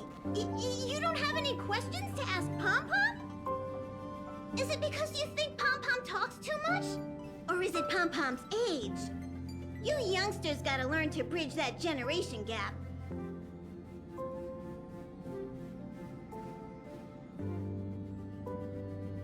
Oh? Why are you interested in her room? Ah, Pom Pom remembers Himiko saying that you saved her. Very brave. Very foolhardy. But that is what a trailblazer should be like. March 7th's room is in the express sleeper compartment. She's always running around, so she might not be there.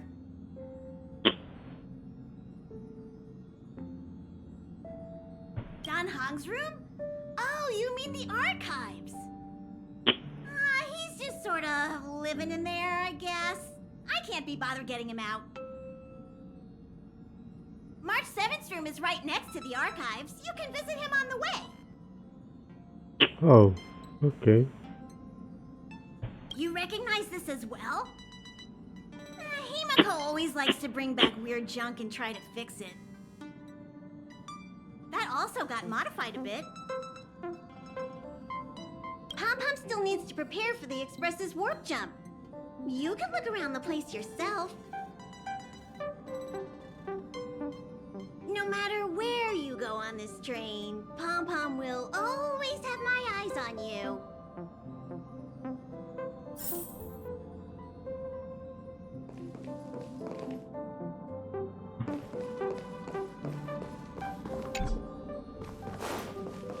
Himiko likes using the phonograph a lot. She says it can play melodies from the past. Welt likes collecting these jet black discs. It seems like they could be antiques. He'd be very happy if you could bring a few back.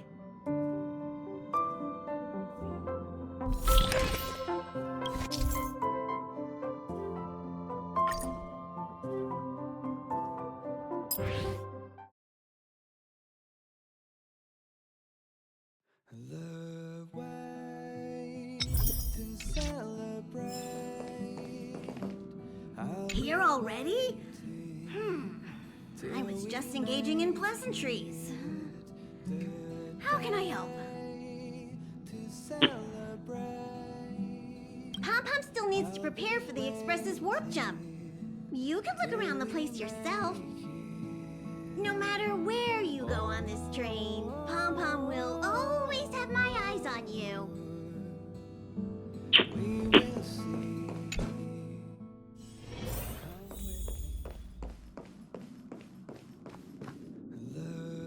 There seems to be the sound of electronic equipment.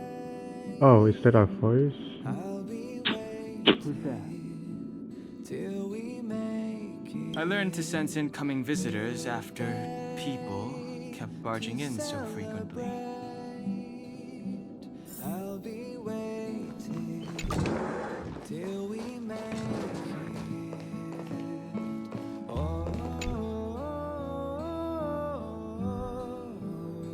There's only one thin quilt, but it looks very warm, being surrounded by all the books and we cosplay provides a surprising sense of security.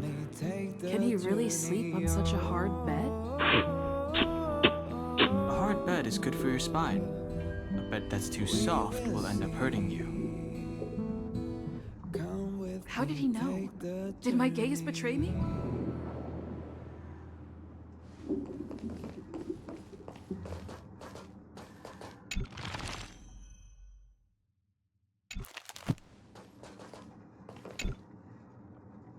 the way to celebrate. I'll be waiting Can I help you? till Feel free. This is open to everyone on the Express. While many of the roads that Akivili traveled along no longer exist, I think it's still meaningful to record our adventures as current passengers of the Express. I enter the collected data into the Archives databank. I try to catalog the people and places the Express encounters, and compare and contrast them with the existing records. take the journey on. Do you see the terminal over there? It can be used to view information already stored in the databank. Do give it a go. Come with me, take the journey.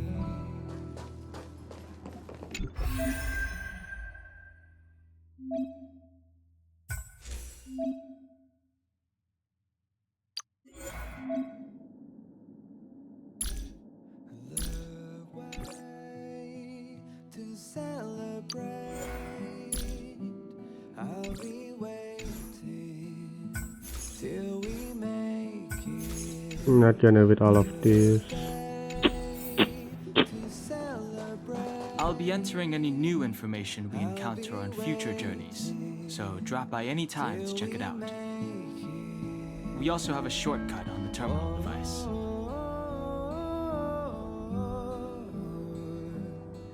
You know, I'm not a... Come with me, take the I have matters to attend to. Feel free. So, if you're heading next door, we will see. keep it down. Come with me, take So, the journey. if you're heading, keep it down.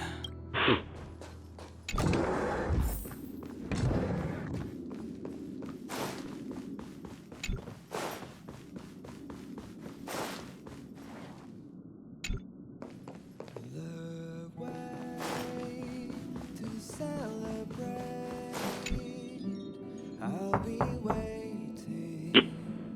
Enoch, but there's no The door is response. unlocked. Should I go in? To celebrate. Just one look should be fine, right? Till we make it. Make a choice I won't regret. Reach the future. We will see. So much had happened in such a short time.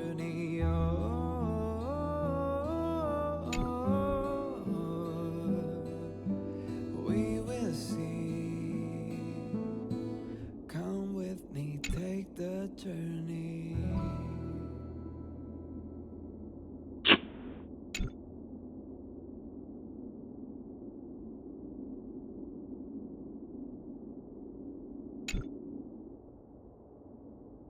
The way to celebrate.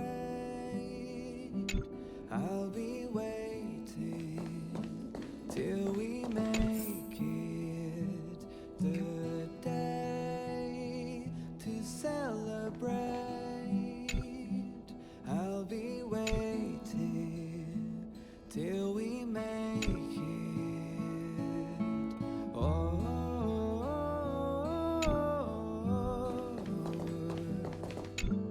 We will see.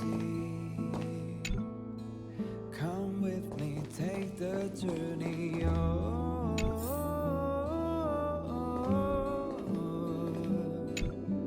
We will see. Come with me, take the journey.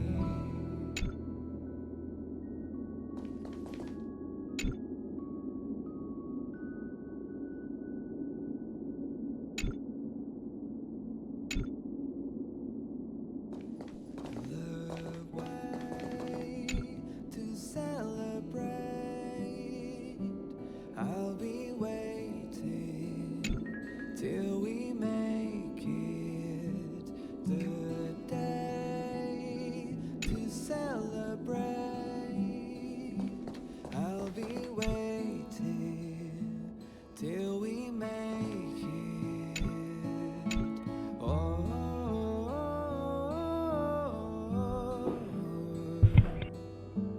We will see. Come with me, take the journey.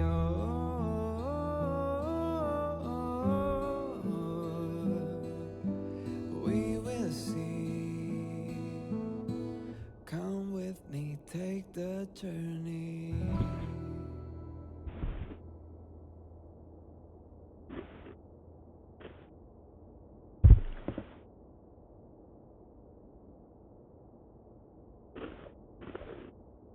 The way to celebrate.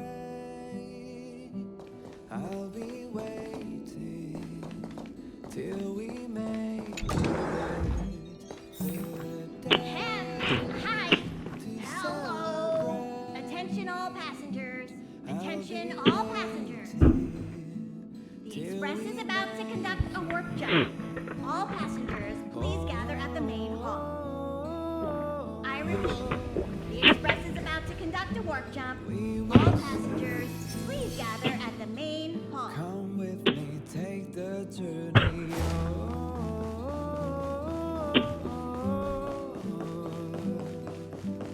We will see. Come with me, take the journey.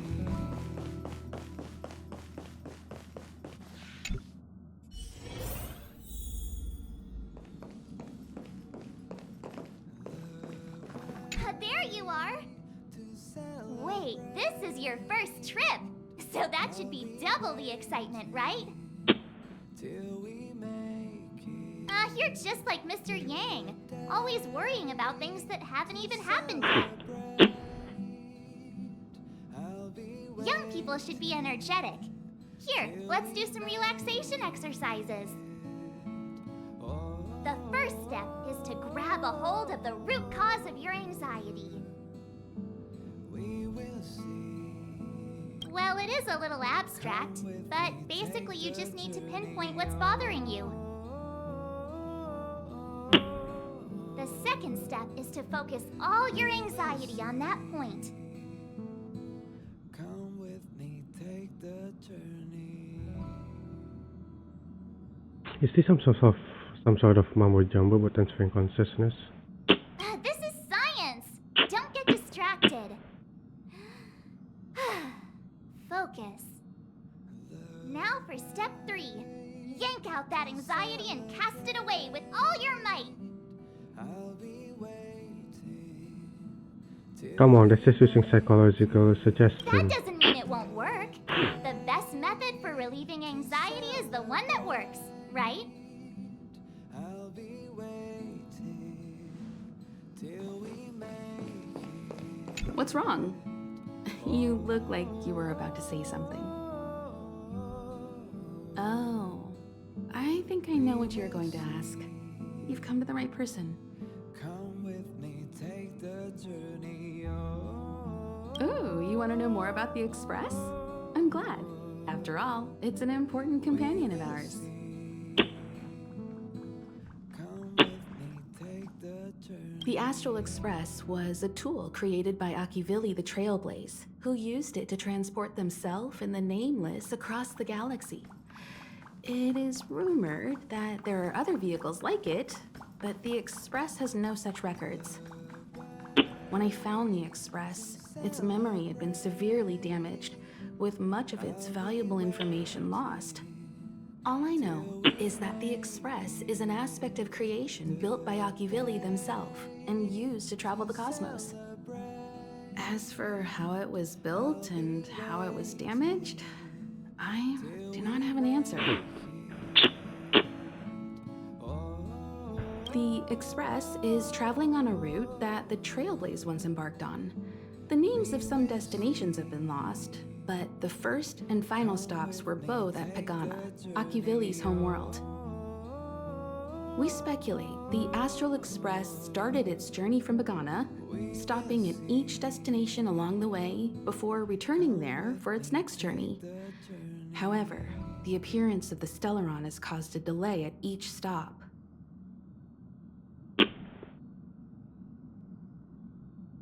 There's a legend in the galaxy. The heart of Akivili themselves lies in the core of the Astral Express, providing it with the power to travel between worlds. But I found no evidence of that aboard the Express. Besides, the Express existed before the Trailblaze fell. There's no way they could have had two hearts, right? However, it is likely that the Express possesses some sort of mechanism to transfer power from the Trailblaze. It wouldn't be possible with a normal Path Strider. We will see. Come with me, take the journey. The fallen Eon, deceased Trailblaze. Their passing is still a mystery, but of all the known Eons, Akivili was the closest to mankind. Ah, In the databank aboard the Express, it is recorded that they walked among the mortals, adventuring, fighting, and celebrating with them. Although they were an Eon restrained by the Prima Mobile, Akivili enjoyed a freedom similar to us mortals. They were different from most. But their passing came so suddenly that it was thought they were killed by another Eon. I don't believe that to be the case. Till we make it the day to celebrate. I'll be waiting. man, my ears itch. They're so itchy. The galaxy is endlessly vast. I wouldn't know where to begin, especially when you ask me like that so suddenly. Take the journey. I've been to many different worlds, yet I still know very little about the galaxy, simply because it's too vast. As for its nature, there are a few theories that I can share with you. The most popular is probably the Cosmos Tree theory, proposed by Xandar, emanator of erudition and the first member of the Genius Society. He compared the galaxy to an enormous imaginary tree, with its leaves being individual universes. Therefore, only eons who draw their energy from the imaginary and emanators who are blessed by eons can travel through the spaces filled with imaginary energy. That's why planets where civilizations exist are so similar. However, the theory has its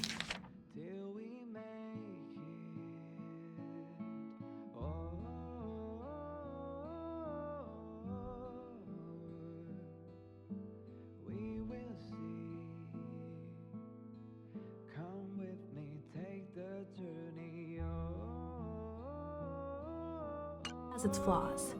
Elias Salas, the 56th member of the Genius Society, invented remote detection, disproving that the imaginary is unique. This shook the foundation of the cosmos tree theory. There are other theories as well. The stretching theory, the heat torch theory, and the parallel imaging theory. The Riddlers claim the galaxy is just a dream, and IX's followers seem to like that claim. Eons are the most mysterious beings in the galaxy. All we know is that they ascended from the form of intelligent beings. As for the how and why, even the geniuses over at the Genius Society haven't the slightest clue. Upon ascending to Eonhood, that being gains power over the paths, free to choose the allocation of imaginary energy however they wish, while suffering the restrictions of the primum mobile. The Eon of Destruction seeks only to destroy the universe, while the Eon of Erudition wants to find the answer for all that exists.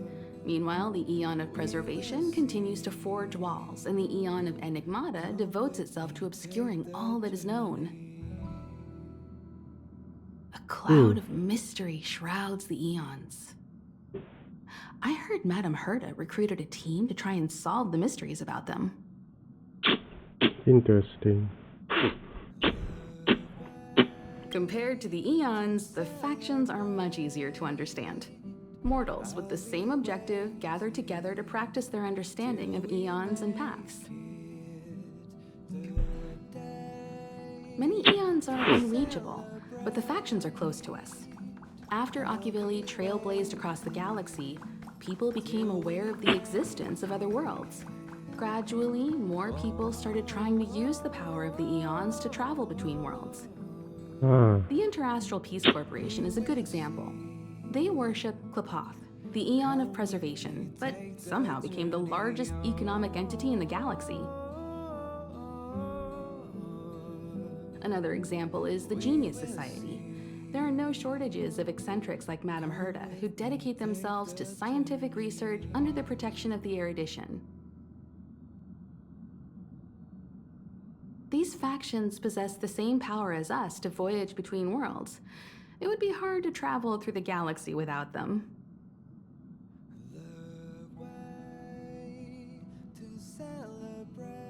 The birth of an Eon gives rise to a path. The nature of the paths remains a mystery, leaving us to draw an analogy in a way that mortals can understand. It's a philosophical concept of sorts. A person is considered to be on a path when their will overlaps with that path. If the person has a strong enough will, they can draw power from that path. Those who can do so are called Pathstriders. Pathstriders possess extraordinary power, but are still insignificant compared to the Eons, like a drop of water in a vast ocean. Sometimes Eons will bestow a mortal with their power, making them an emanator of that Eon.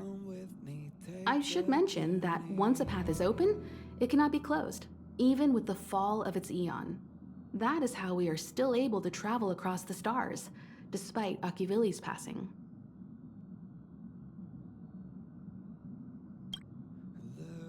Trailblaze is our mission, and the source of strength that powers the Express to travel across the galaxy.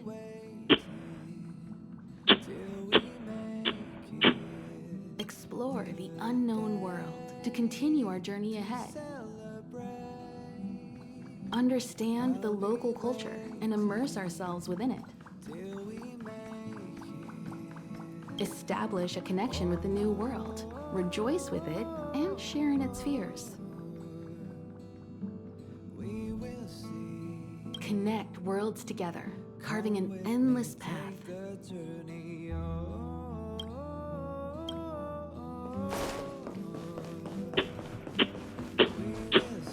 This is your first time experiencing the warp jump, so a little discomfort is unavoidable. If you're really anxious about it, I can stay here and have a chat with you. About everyone on the Express? Who would you like to know about?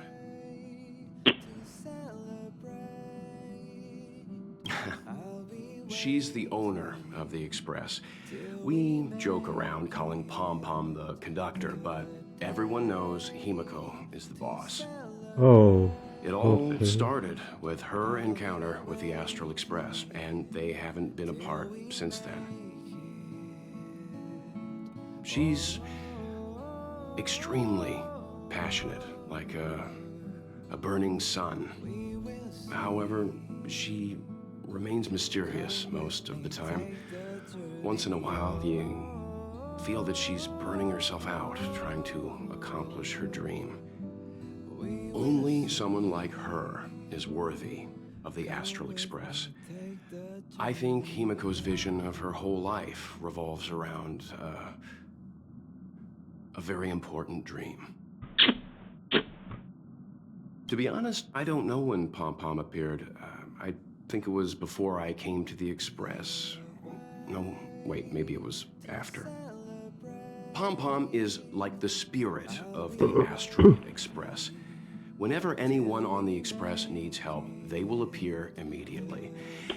It would be ill-advised to underestimate them. Pom Pom is terrifying when they get angry. Yes, it's terrifying.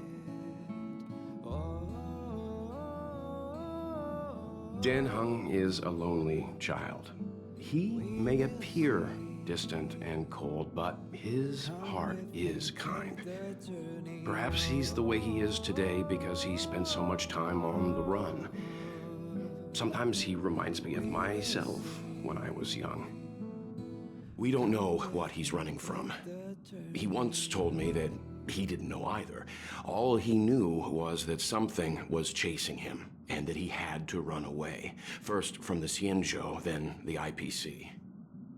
So he boarded the ship of a troupe called the Morning Actors and escaped the IPC. After a while, he made his way to the Express, and he's stayed here longer than anywhere else. Don't worry. No matter who or what wants to hurt Dan Hung, we won't let them. Those who dare attack members of the Astral Express should be prepared to suffer the wrath of me and Himiko. Did Himiko tell you about March 7th? She was trapped in ice, floating through space. We happened upon her and rescued her. Oh. It was a unique type of ice known as six-phased ice, a substance that adheres to imaginary law, meaning that external forces cannot change its form.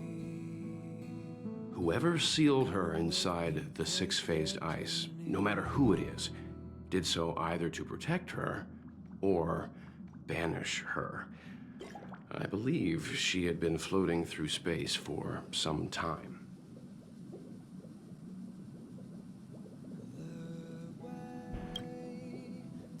It's impossible to trace the origins of this phenomenon.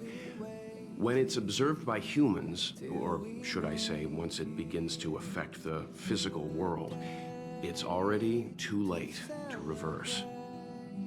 It's like a sudden storm that appears on a calm ocean. This phenomenon causes the smooth journey through the expanse to be filled with dangers. The mechanism whereby this mutation and corrosion spreads is the stellarons. It promulgated rapidly, like cancer cells.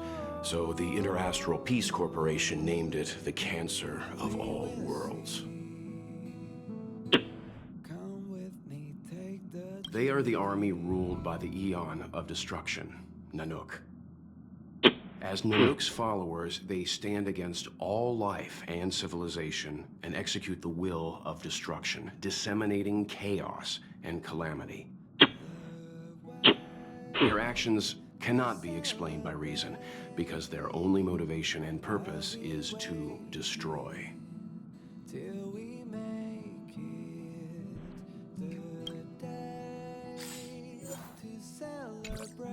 This is your first time experiencing the warp jump, so a little if you're really anxious. Fragmentums are a phenomenon of corrosion. The mainstream school of thought is that stellarons catalyzed the appearance of fragmentums. All matter and space that comes into contact with the fragmentum will be turned into fragmentum creations. However, you don't have to feel too burdened. At the very least, the current state of the stellaron in your body is very stable and will not cause distortion to the outside.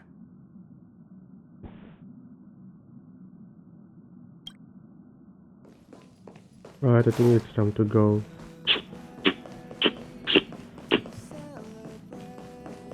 Oh, then I wanna go talk to Hung again.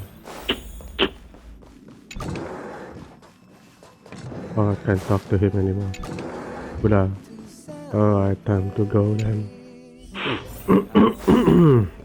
Time to go. You took long enough. But at least everyone's here now. He won't be here, so just leave him be. Oh yeah, take these.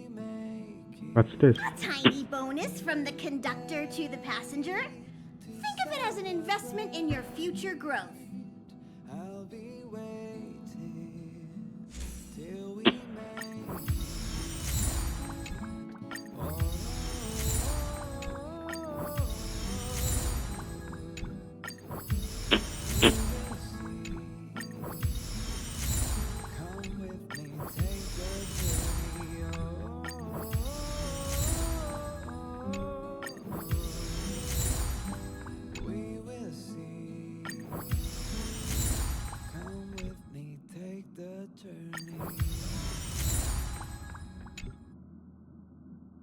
Okay, everyone, hurry up and find a place to sit down.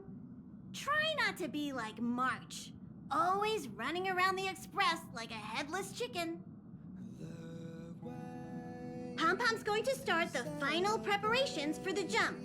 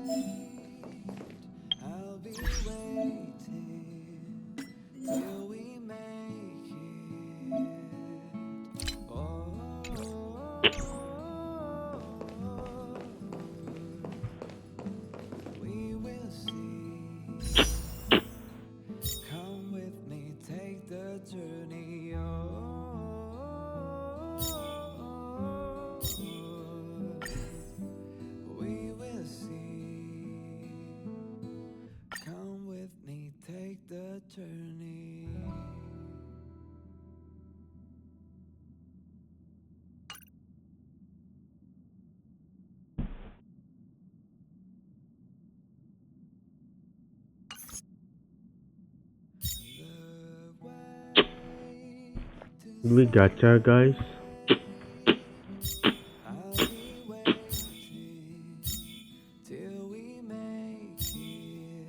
I kinda want silver, right? Oh, not gacha silver. Or maybe not.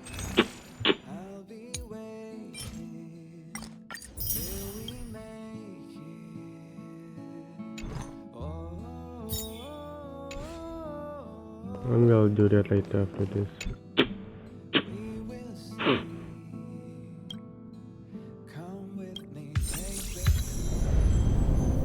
The universe. The Astral Express. Eons. That's a big whale. Did I get dragged into a science fiction movie or something?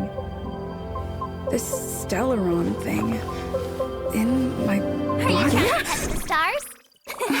I've done stuff like that before. But it wasn't stars for me, though. It was lights.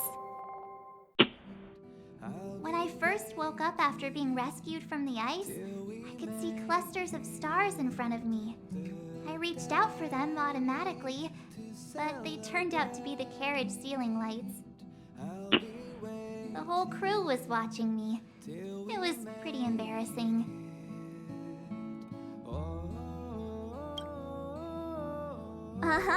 Like I was some kind of weird alien. I don't really blame them for being curious, though. They had no idea where I came from.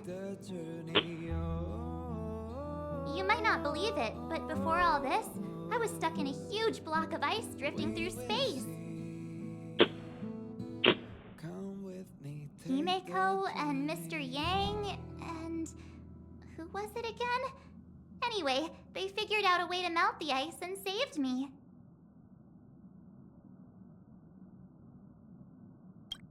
I don't remember a thing. Who I am, where I'm from, my name. It's like everything was erased from my mind. March 7th was the day they found me, so it stuck. Ever since then, I've been hanging out on this train and following it to whatever destination it decides to stop at. I'm hoping that one day I can find my past. What am I talking about this for? A way to get everyone down, huh?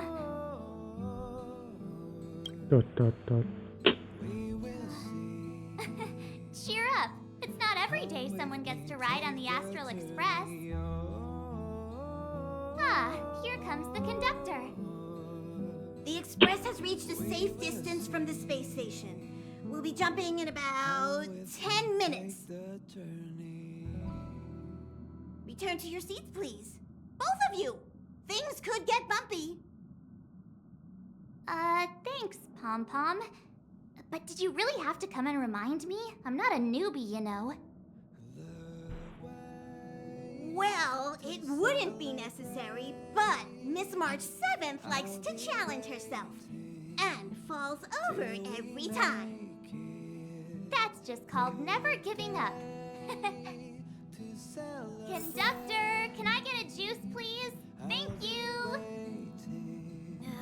We're jumping in 5 minutes. You can have something to drink when it's over. But I'm thirsty now.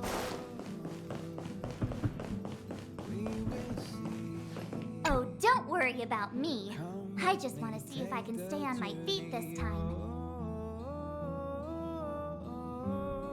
Don't be silly, this is fun. I like keeping busy. Otherwise, I start obsessing over pointless things. Well, don't mind me. Find a place to sit down and buckle up.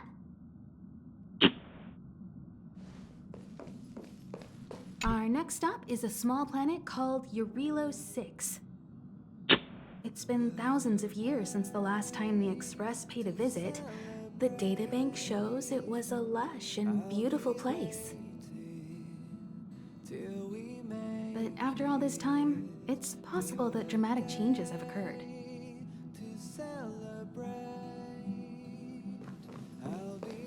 Jumps are like this. They may feel novel the first few times, but you'll slowly get used to them after a few more.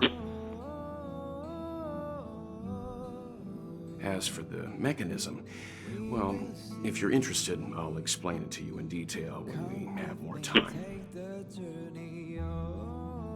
For now, just sit and wait. Remember to close your eyes. It helps with the dizziness.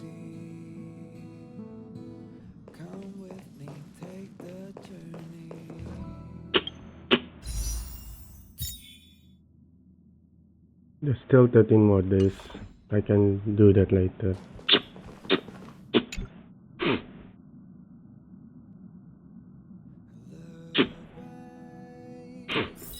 Hello? Hello, hello?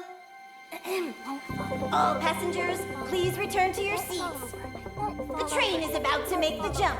Hold on, everyone. I won't fall over. I won't fall over. I won't fall over. 5, 4, 3, 2, 1.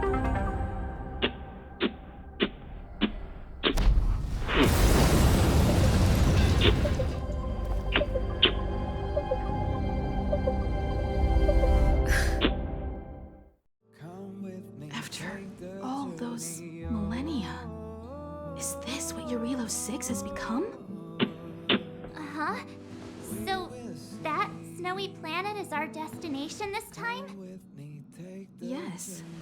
Looks like this trailblazing expedition won't be easy. Spatial readout anomaly. Star rail stability is down to 12%. Schedule alteration.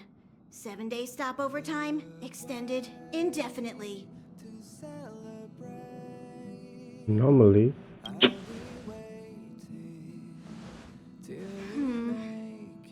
The complex locality of this world has been affected somehow. The star rail has been blocked off by something. Take an ordinary train as an example. It's like the tracks up ahead have suddenly snapped, and the way forward leads straight into a collapsing abyss. The only sensible thing to do would be to brake hard, right? If we try to force our way ahead, there could be a hefty price to pay. This again?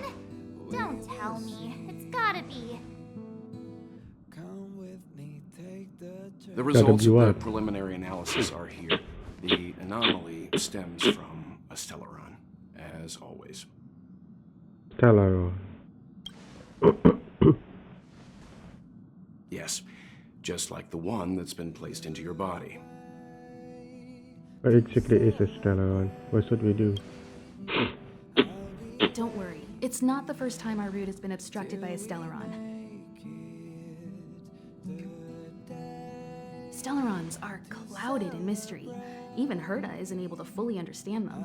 But at least we know how to neutralize their influences.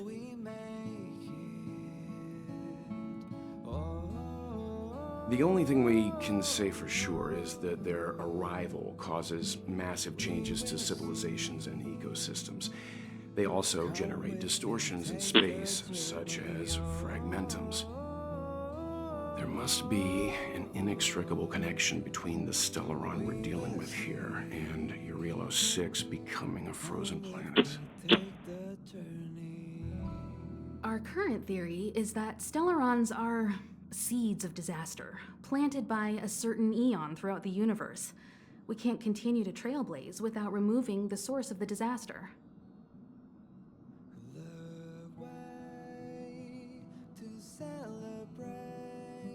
Why can't the people in the old expected save themselves? It's empowering, looking out at a world from a window like this. But when you set foot on the planet itself, you realize how small and helpless you really are. Just like them.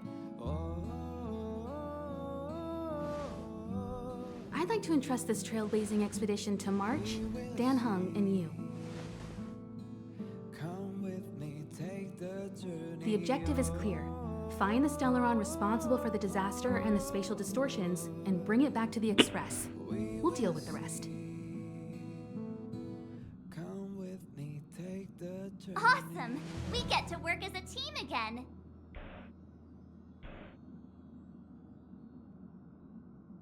You're not coming? Someone has to stay on the train or Pom Pom will get lonely. Not to mention, Nanook threw us a glance just now. If we're targeted by the Antimatter Legion, then things could go south fast.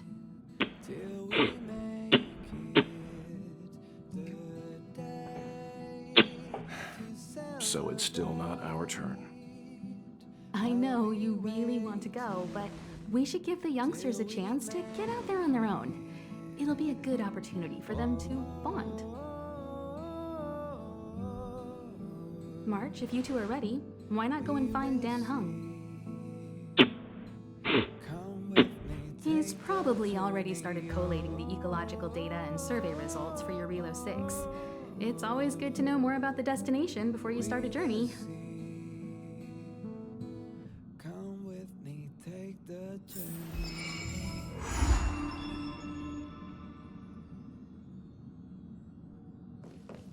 Ever since the destruction sowed stellarons across the universe, many worlds have changed. Nanook the destruction, Yaosha the abundance, Terminus the finality. I've seen and learned a lot in my time, but I still struggle to understand some of the Eon's actions.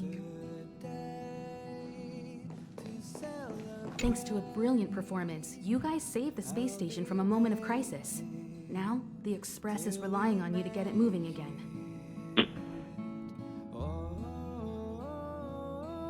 Remember, there are 4 things we do when we arrive at a new world. Explore, understand, establish, and connect. And I'm sure you'll get along really well with March and Dan Hung. Okay.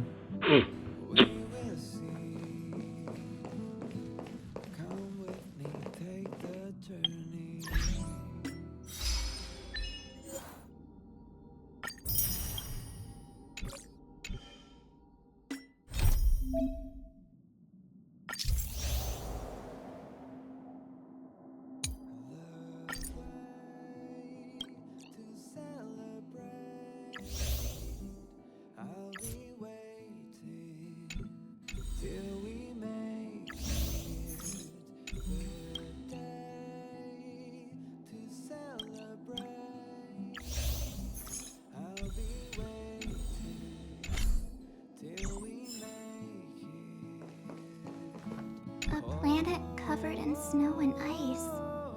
Will I find my answer here? Whoa! Don't sneak up on me like that. Why are you still here? Go find Don Hung. Exciting adventures are waiting for us.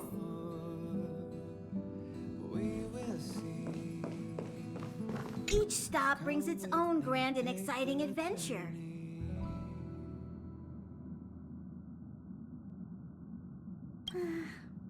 No.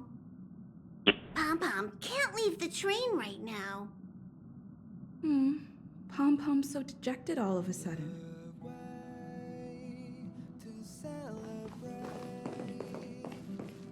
Are you doing okay after your first jump? Dizziness or retching are normal reactions. You'll feel better once you get used to it. I enjoy being alone, especially when I have important work to do. I went through the Express's database, and it seems the environment on Eurilo 6 has undergone drastic changes in the past few centuries. It was not a frozen planet to begin with. He said so? Considering the spatial obstacles that the Star Rail has encountered, it's highly possible. I've conducted a preliminary survey and found that there's one area with a relatively normal temperature on the surface of the planet. By normal, I mean a temperature that just about allows for human survival. If I had to choose a site for initial investigation on this trailblazing expedition, that would be it.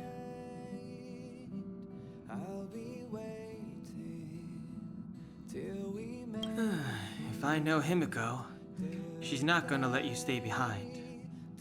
Oh man. I'm sure she wants to get you started with some first-hand trailblazing. Don't worry. With March around, you are guaranteed an eventful expedition. I assume the trailblazing objective this time is to find the Stellaron on Eurilo 6 and dispel the effect it's exerting on the Star Rail. Right? I see. You should find March. I'll join you two once I'm ready.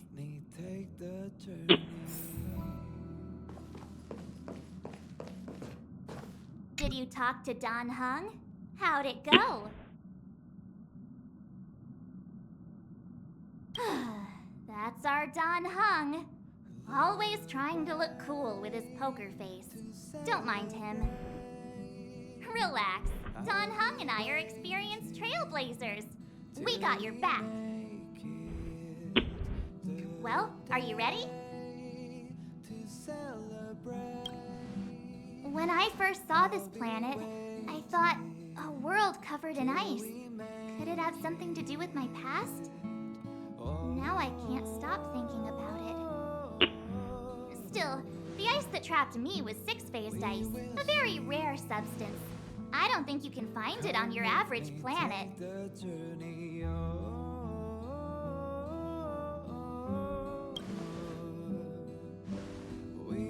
be honest, I think I'd be kind of annoyed if I found out this was my home world. It looks freezing. Pretty girls aren't frost resistant.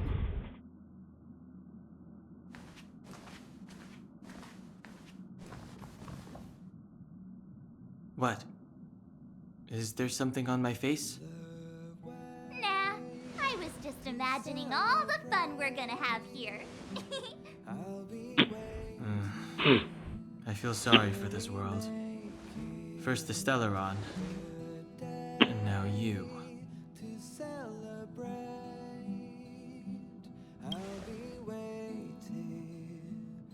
All right, here comes the Eurilo 6 Trailblaze team.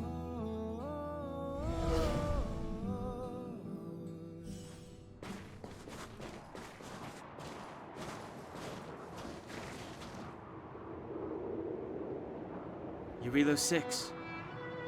We're here. It really is one big snowball.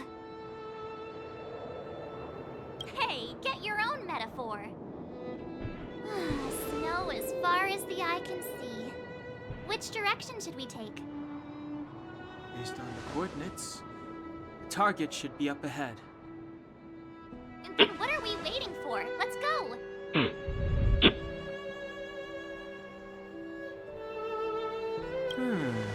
Do you want to mention the time we smashed a hole through Taikian Stadium? Or shall I? Oh, please stop bringing that up. Let's just say that landings and crowds don't mix. Unless you enjoy trailblazing through 2 weeks of community service. I said drop it! Remember, we should stay vigilant. We know very little about this world. Calm down. Between the three of us, nothing will stand in our way.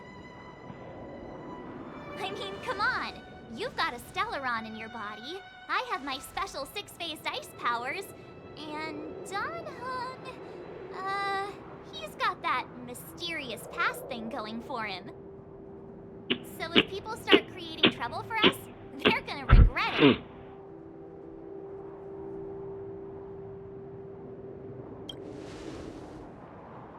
Well, let's not get ahead of ourselves. Let's go. Braving the unknown? That's the real spirit of trailblazing.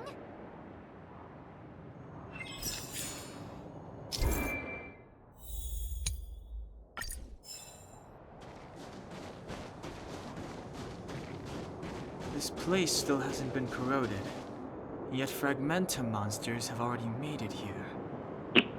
I fear the Stellaron may be exerting a significant influence on this world.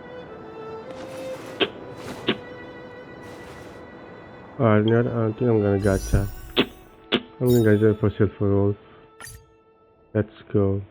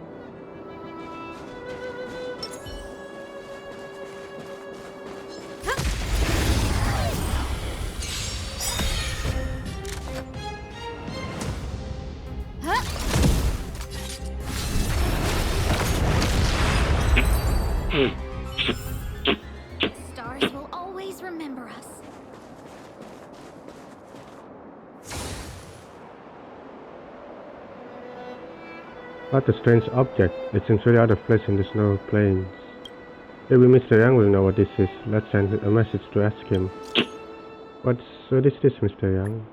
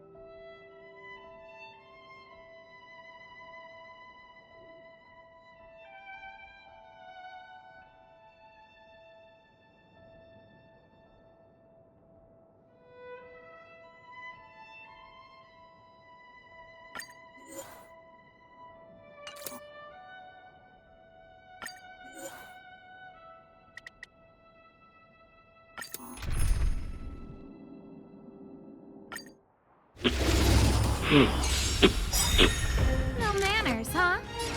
Who will it be?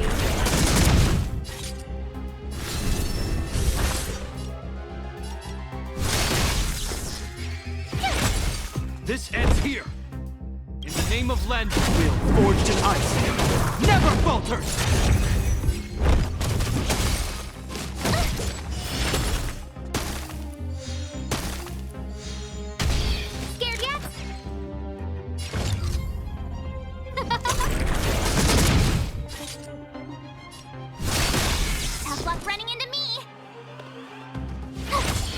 Hope you're prepared.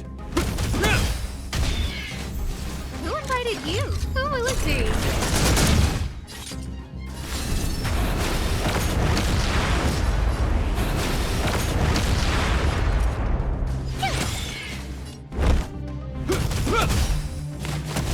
Try that again. No manners. Who invited you?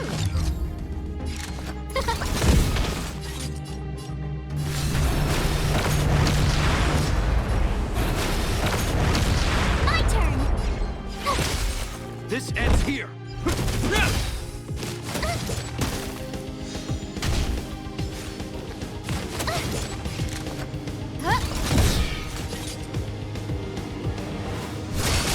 Tough luck running in.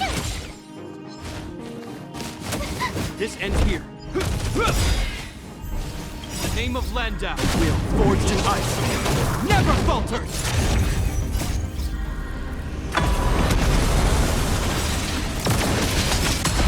Tryhards, watch this awesome move. Scared yet?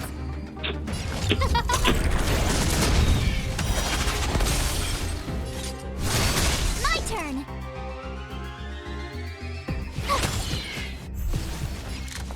Who will it be?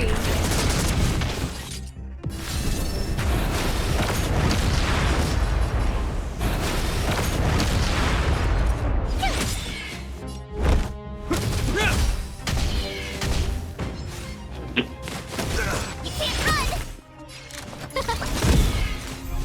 No manners, huh?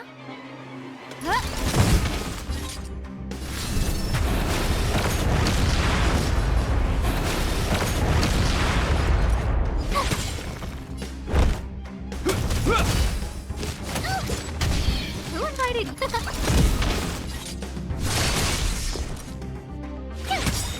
Hope you're prepared.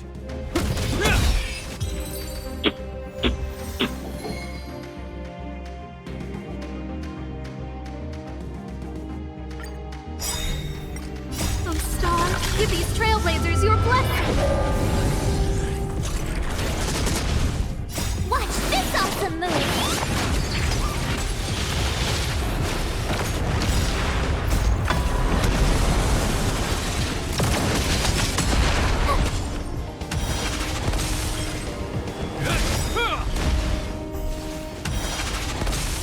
A will forged in ice never falters. Who will it be?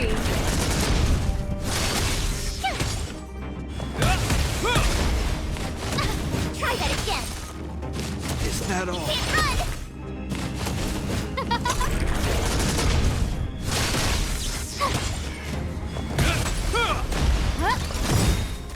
Oh, Star, give these trailblazers your blessing!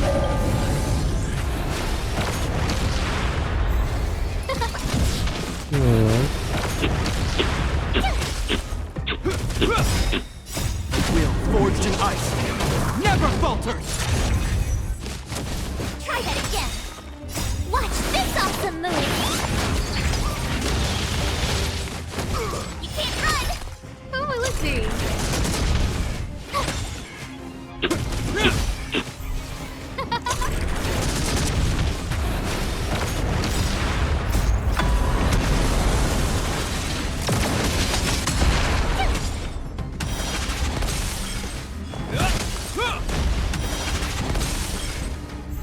Who will it be?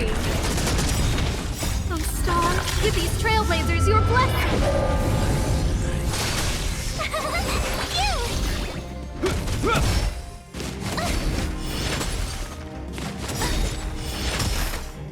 Watch this awesome move.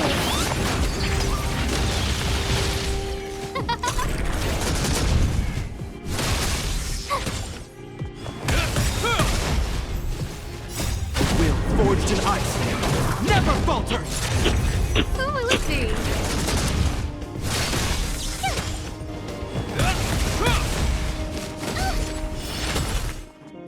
You're annoying.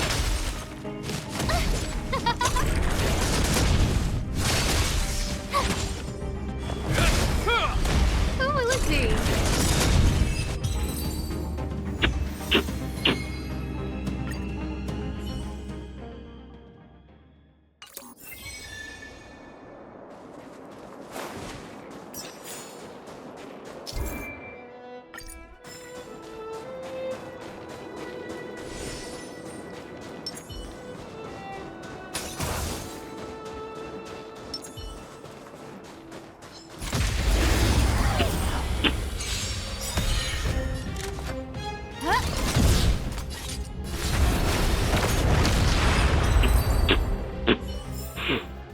Stars will always remember. Did you see that?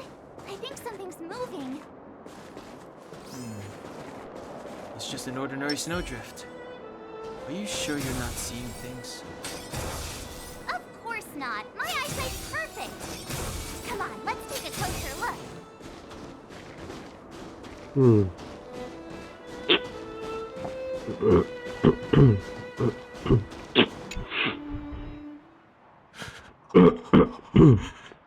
Hey, get out of there. You'll shiver to death.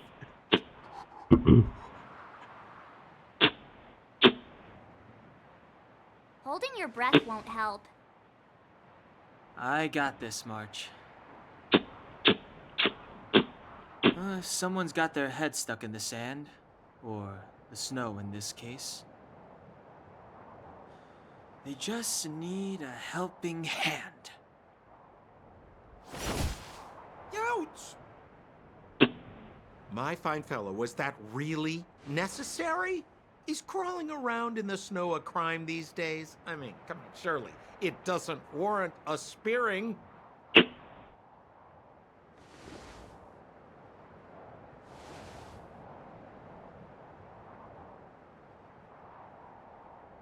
But then again, how can I blame you? I mean, I caught you off guard. It had to happen. You could even say I deserved it, huh? Besides, I made a gallant group of new friends as a result. Is Captain Japard around? He's an old buddy of mine. Who? Wait, you're not Silvermane guards? Well, why didn't you say so? Turns out we're on the same side after all.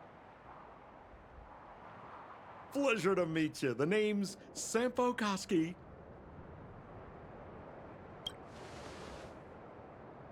Excellent, I'll remember the name. Never thought I'd run into friends from the same line of work out here in this frozen wasteland. Business is bad these days, but fear not, Sampo Koski isn't interested in hoarding. There's more than enough treasure to go around, so let's get rich together. Say, why don't we join forces? I have reliable intel the main strength of the Silvermane Guards is being deployed to the front line. This is a golden opportunity. Come now, friends. I can understand the mistrust, but there's no need for the charade. Then again, I know the rules. Vigilance is the name of the game in our profession. It's my fault for letting my enthusiasm and sincerity get the better of me. Anyway, a meeting like this has to have been written in the stars. Ask me anything you like. I won't skimp on the details. Still make it snappy. You're never more than 10 feet from a Silvermane Guard. Settlement? What a literary turn of phrase. Why, there's only one place in this world where the living still reside. Our beloved Belobog. The further away you get, the dicier things become. The city of preservation, the towering citadel, humanity's last bastion against the eternal freeze. It may sound a bit over the top, but those names are grounded in truth. The only place humans can eke out an existence is behind those impregnable walls. Me? You guys scared me to death. There I was, looking for relics to sell, when all of a sudden you came stomping over. I thought the Silvermane Guards were paying me a visit. Seriously, though? Try treading a little lighter next time, huh? If you run into the guards, they won't hide in a snowdrift, and you'll be in a cell before you know it.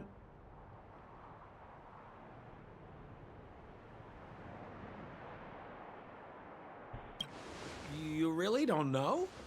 The Silvermane Guards are Belobog's soldiers, enforcers, and police.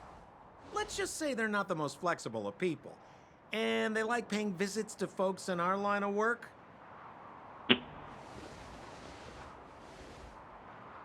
Seems like you guys really are new to the business. To be young and naive again. How about this? As a senior in the field, which I'm sure you don't mind me saying, I'll give you some free guidance. There are ways of doing things in this profession, and you better get familiar with them. Moving in the shadows, finding the goods, pricing your stock, hiding from the guards. There's an art to all of it. No need. Why don't you just take us to the city? Flum We don't underscore really know I'm the just way. followed. Thanks for the follow, Flamam. The city? How's it Already? going? I haven't even started trading yet. Well, showing you the way is easy enough, Missy. Hi there. It would cost. Come on. But it would be my pleasure. Kindness is Sampo Kuski's middle name. Follow me, friends, and keep quiet. We don't want to be spotted by the guards. So why were you hiding from the Silvermane Guards? Yeah, we're just storing a few relics away from prying eyes. Nothing serious. If it weren't for the uncompromising nature of our civil service, there'd be no need for secrecy. So where about you guys from, anyway? I don't mean to pry or anything. I just care about my friends. No pressure.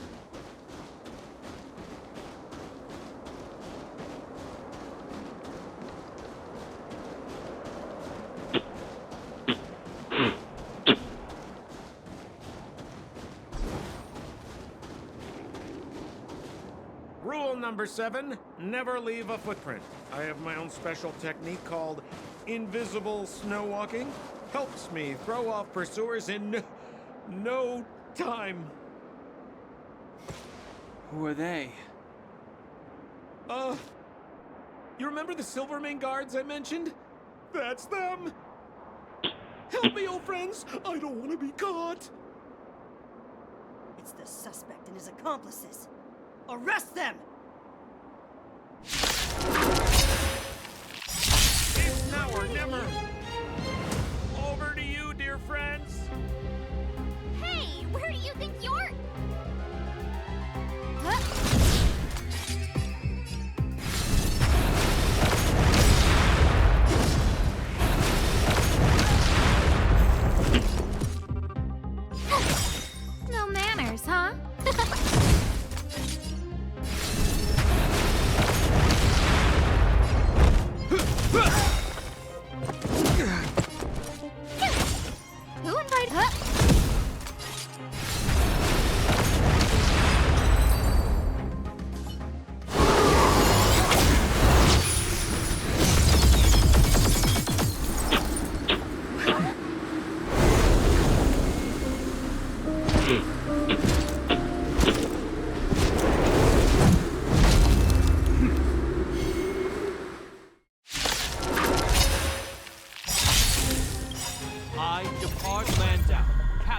Silver Mane Guard order you to rally march on the island if we shall never fall!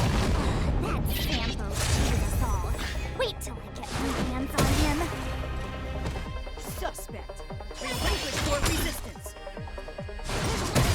So I'm a criminal, huh? Forget Sambo. Wait until I get my hands on you.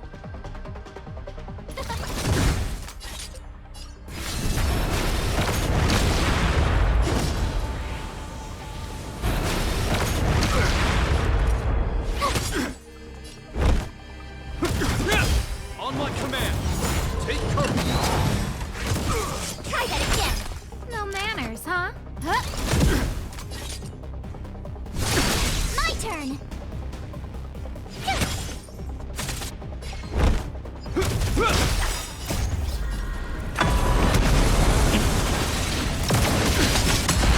Name of preservation! And the prime suspect? The one with the blue hair? Apologies, Captain. We lost him during the pursuit. We can't find his footprints. No matter. We have his accomplices. He'll be close by, plotting his next move. As in forever. I'm not trying to talk our way out of this, but we're not friends with that scoundrel. Did you see how fast he ditched us? We rescued him from the snow out of the kindness of our hearts. We had no idea he might be using us to get past you. Are you really dumb enough to fall for his... I'm a captain, not an adjudication panel. As a Belobog citizen, you have the right to defend yourself, but that can only take place under the scrutiny of the architects, not now. Take them away. But we're not from Belobog.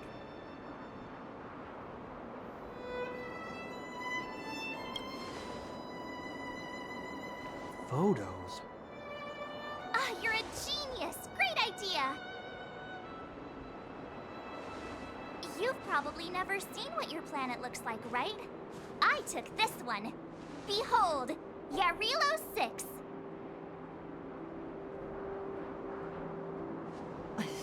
You mean to say that this white ball that's here, that's our home?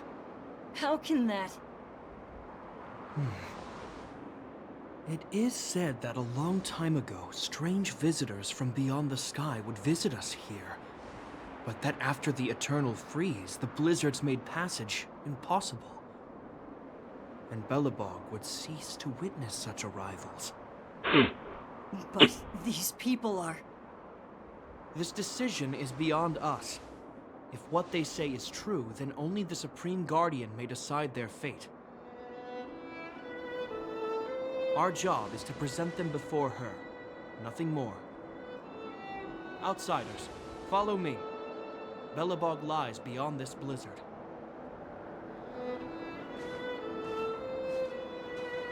Welcome to Belobog, the city of preservation. Oh. This looks like from that Frostpunk game. Yeah, it looks like from Frostpunk.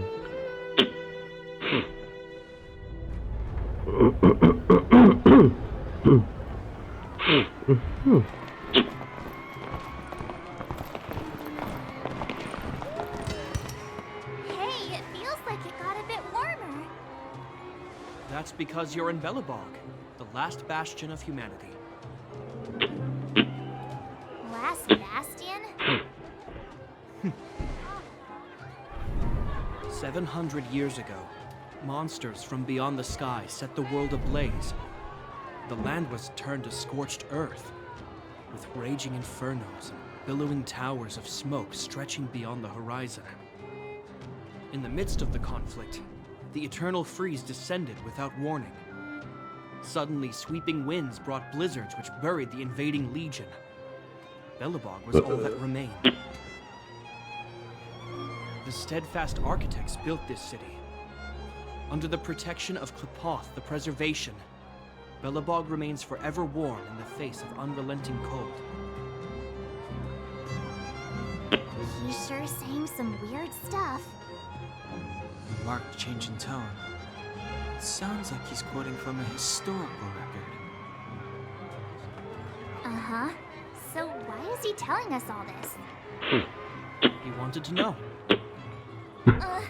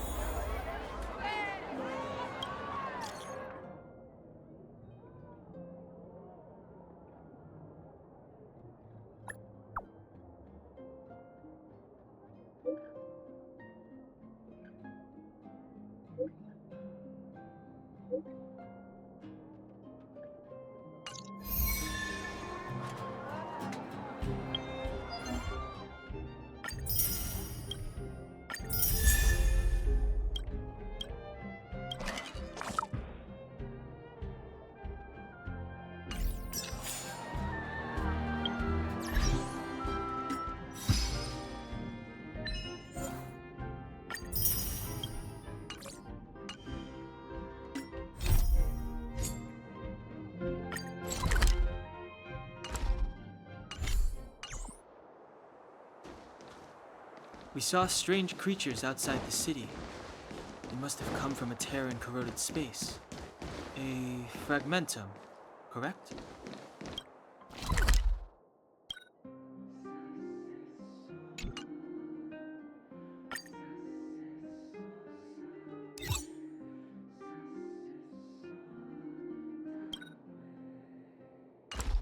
How do you...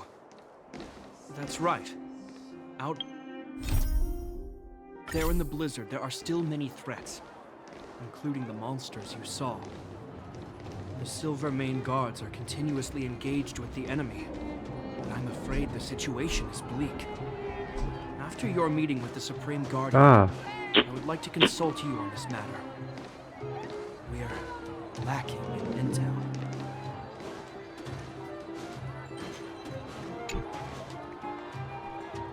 We're here. This is Klipoth Fort, the heart of Belobog and headquarters of the Architects.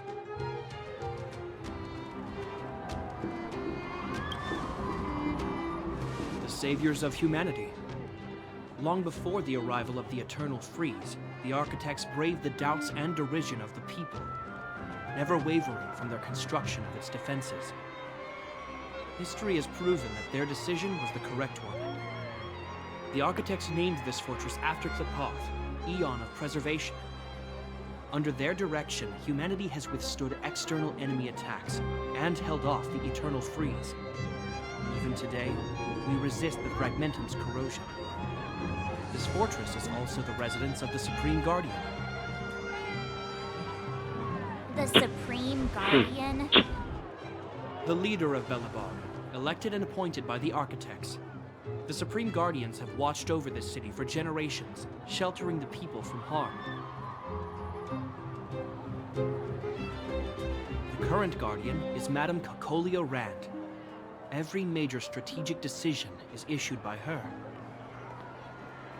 Oh, she sounds like a big deal. I will now bring you to see Madame Cacolia. Please, have your words at the ready.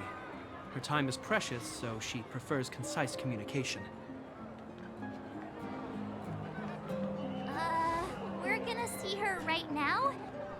Can I at least find a place to freshen up first? Let's not waste time. No one will notice. I've dispatched a messenger to send word. Madame Cacolia will be aware of your arrival. Come with me.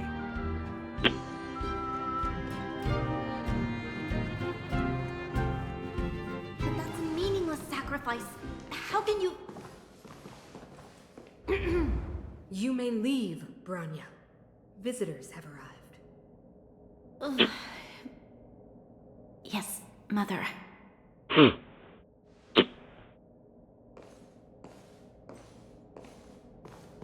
Madam Guardian, I have brought 3 outsiders to see you. The messenger informed me. Well done, Gepard. You may leave.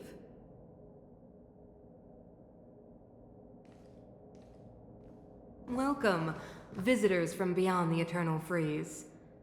Or perhaps I should say, from beyond the sky, no? I am Cacolia Rand, Billabog's Supreme Guardian. I would be grateful if you could tell me why you have come. You don't have our identity. Do you wish me to doubt it? Or perhaps you're not confident in that identity yourself? No, I do not doubt it. I can see that you are not from this world. The architects remember the history well, else we should forget it. I know that in the distant past, before the Eternal Freeze descended or the Legion invaded, this world was once prosperous beyond measure. An eon connected our planet to other worlds, and we discovered the endless possibilities of the boundless universe. We also came to know of Klapoth, the Amber Lord. Under their attentive gaze, we built the city walls.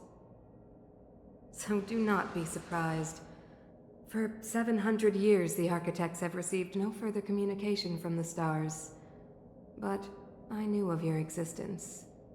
Tell me why you have come. Come to help raise this planet. Do you think anyone's gonna know what you're talking about? We came here for something known as a Stellaron. A Stellaron? Objects that fell from the blue on separate worlds. Their appearance spelled disaster. Many of the planets we visited have suffered their effects. You mentioned invasion by the Antimatter Legion. Soon after their arrival, this planet suffered the Eternal Freeze. At the same time, the phenomenon known as fragmentum space corrosion began to occur. Correct? Correct.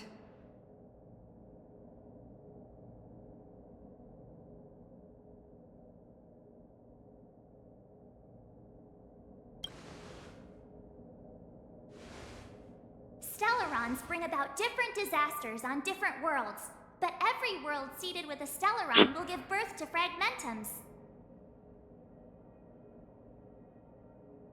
You can see us as kind-hearted interstellar public servants, lending a helping hand to any world affected by a Stellaron. Your analysis of our current circumstances is clear.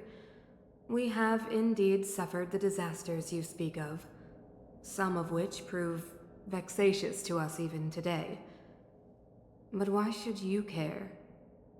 Even if this Stellaron you speak of did bring about disaster, I fail to see its connection to you. I don't believe that anyone would go to such lengths to help a world unrelated to them. Unless they had something to gain. You're right.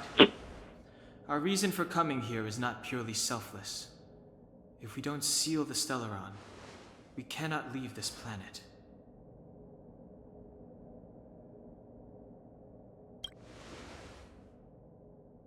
If we can get rid of it, your world will be safer too. You know how to seal the Stellaron. We have the relevant means. Very well, I believe you. If our present situation is truly the result of this so-called Stellaron, then your arrival is the hope that Billabog has waited 700 years for. I am willing to assist you in any way possible to help you locate the Stellaron. It's getting late, and you must be tired. I will arrange for you to stay in our most comfortable hotel. Rest there and get a good night's sleep. Tomorrow at noon, I will dispatch someone to escort you here, and we can discuss this urgent matter in greater detail.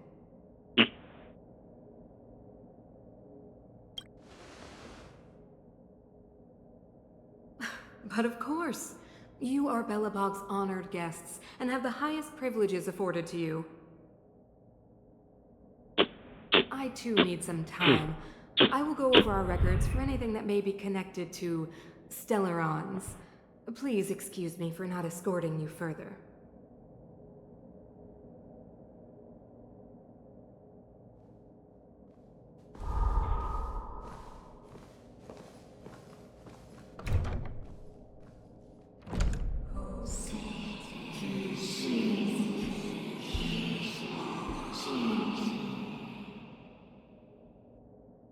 Of course, I understand. Do not worry. I have a way.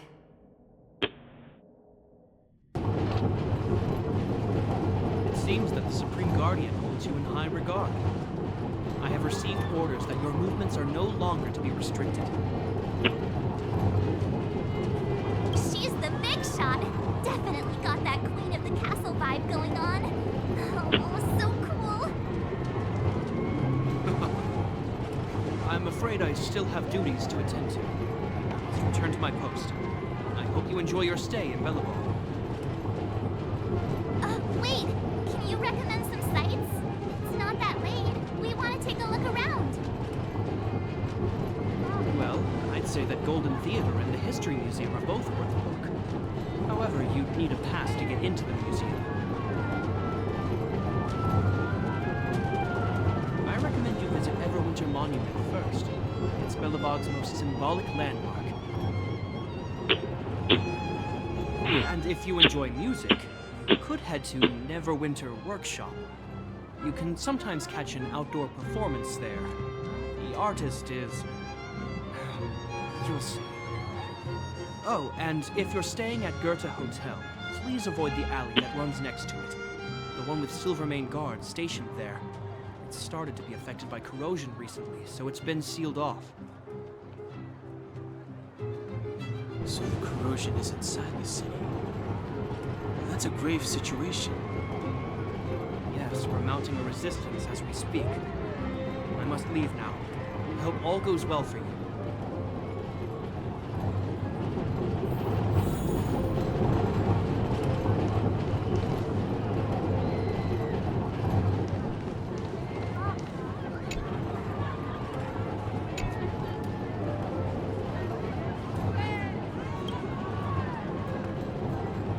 Cool.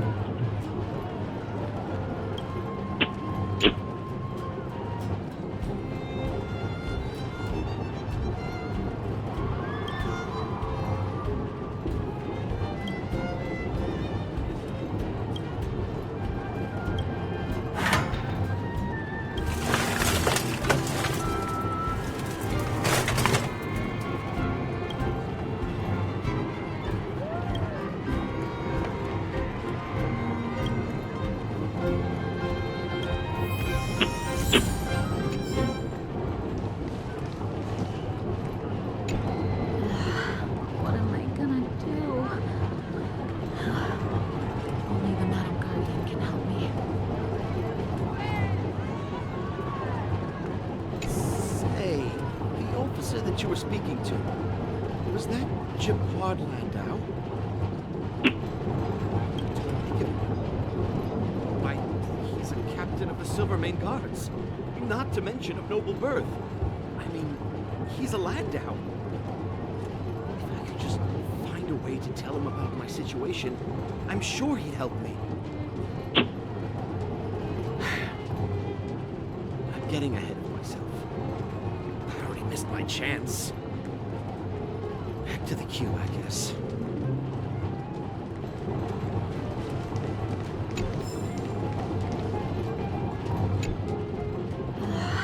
What am I... This cube isn't moving. How long are we going to be here? This cube isn't moving. Hey, if you got a problem, if you want a petition, then start queuing. Don't even think about pushing it.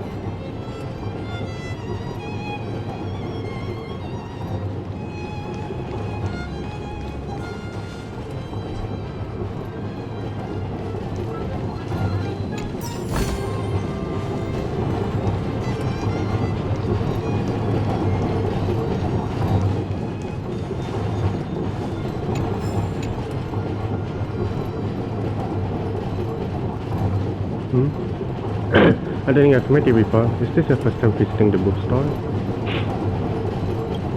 I'll be here reading. Let me know when for the selections.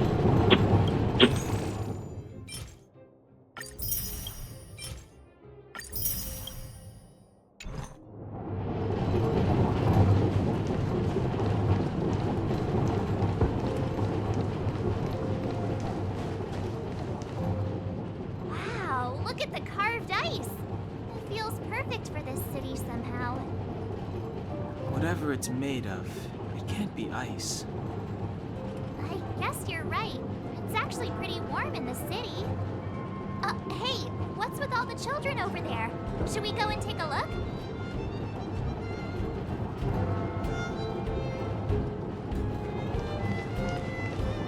So let me introduce myself.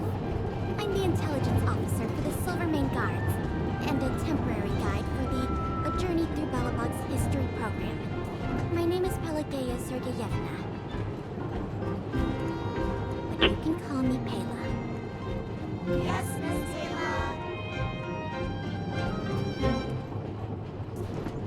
And perhaps the grown-ups among us could refrain from acting like children? Okay, guys. Take a look over here. This is Everwinter Monument. It was erected to commemorate the mighty architects. The architects are followers of the Aeon Klapat. It was they that foresaw crisis, built up our walls, and established Belobog, preserving the spark of human civilization. Even today, they are still tending to the city. Everwinter Monument is made up of two parts. A gear that symbolizes knowledge and industrial strength, and huge ice crystals that symbolize the eternal freeze. These two symbols are bound together, the gear restricting the ice. It represents the unyielding spirit of the architects in the face of nature's barbarity. It looks like the ice is restricting the gears though.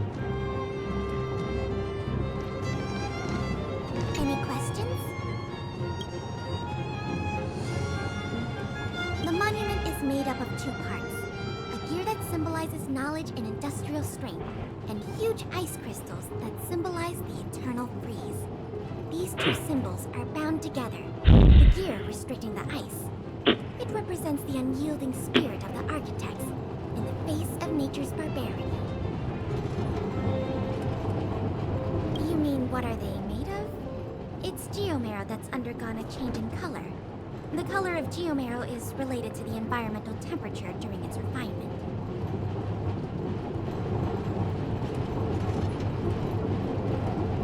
The architects are followers of the Aeon Klapat.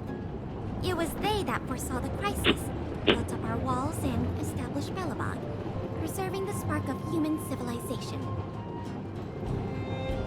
Or, to put it another way, the architects are Belobog's founders and saviors. Even today, they are still tending to the city.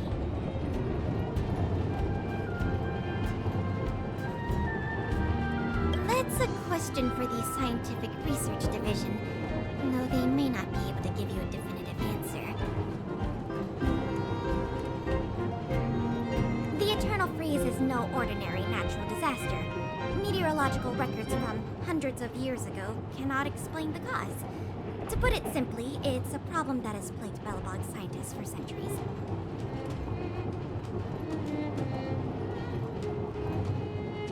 And what about you guys? Take your time. We're not in a rush.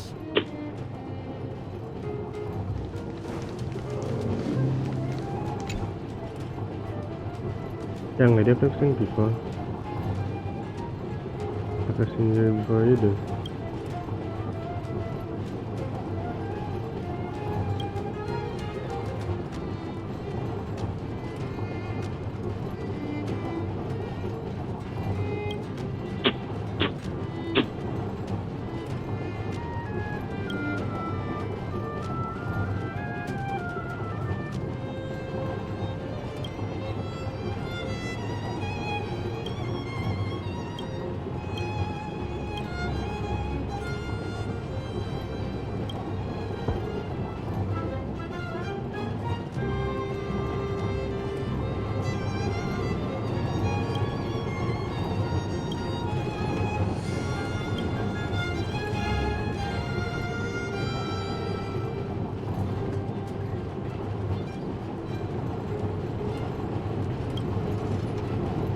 Don't get the picture.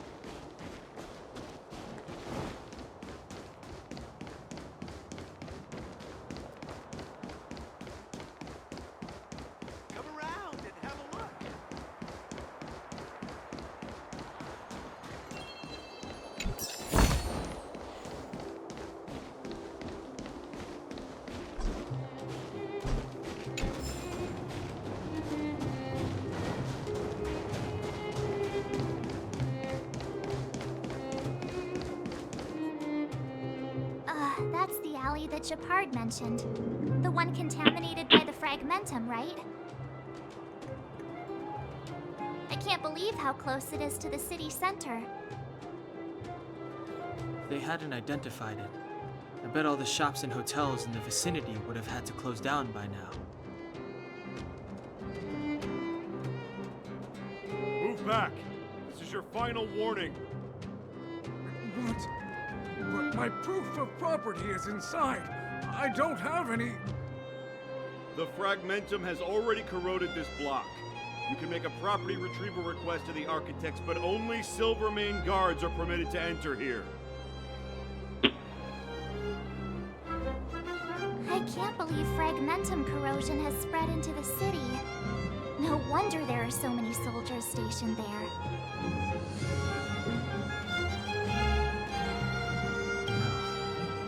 As long as the Stellaron is active, the corrosion will continue to spread. The soldiers can only periodically clear the fragmentum of monsters, but the monsters will continue to emerge and multiply. Please try to understand, sir. Backwater Pass has become very dangerous. We're just here for your safety. If I can't get my proof of property, it doesn't matter how safe I am. Out of my way! Let me pass!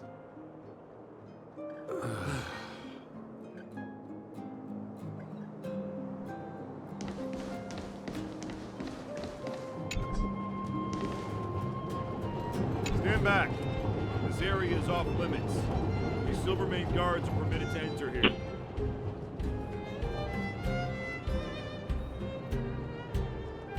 We're optimistic. This area has only recently been corroded, so monsters are few and far between.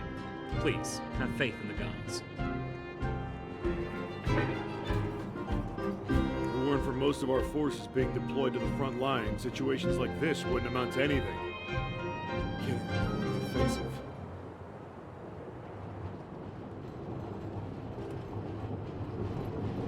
It used to be a transport hub, but it's been closed down. Darn monsters. Well, this is our duty as Silvermane guards. We are responsible for the safety of the citizenry. Duty is duty. We trust in the higher-ups. I worry about our compatriots below ground. They must be... That's enough! The Guardian has strictly forbidden discussion of underworld affairs. Right. Such a hothead. I'll zip it. Please keep a safe distance. This is a live situation. Plus, we need to look busy. Let me pass. I'm not afraid to die. I've lost everything. Everything.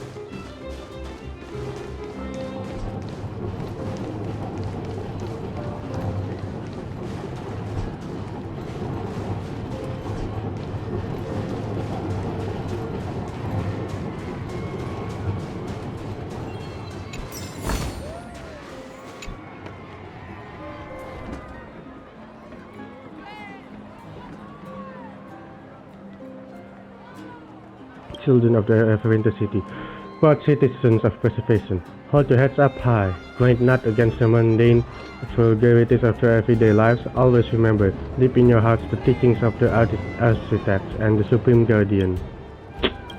He seems rather involved. Would you like to hear him finish his preaching? Finally, sings Dominic. Normal it is for you to have doubts in your hearts, because you look around yourselves and you can't see preservation anywhere. You cast your eyes hither and thither, and never do you see any evidence of the very existence of preservation. And yet comes this very day. I shall resolve your doubts and let you feel the true grace of preservation. Let you marvel at the almighty will of the architects.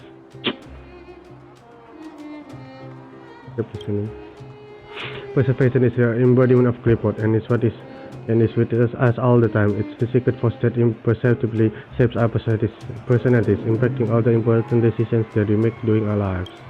The reason why we struggle to find it is because preservation's grace is integrated with the world we know, diffused throughout the air we breathe, attracted to the light we see. It has gently embraced us in its bosom since the very dawn of our existence. The admonishments of the Supreme Guardian remind us to never take preservation grace for granted. We must inherit the spirit of our architect ancestors, to persevere and survive in this world of ours, and to... Alright.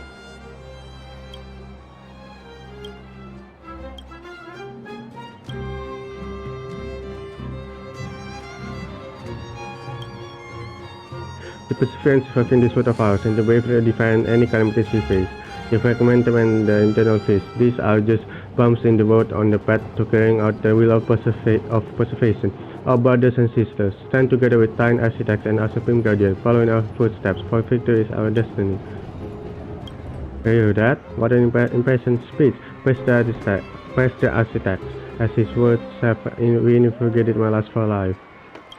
Is it really as good as you say? If you ask me, these architects just say the same empty rhetoric day in, day out.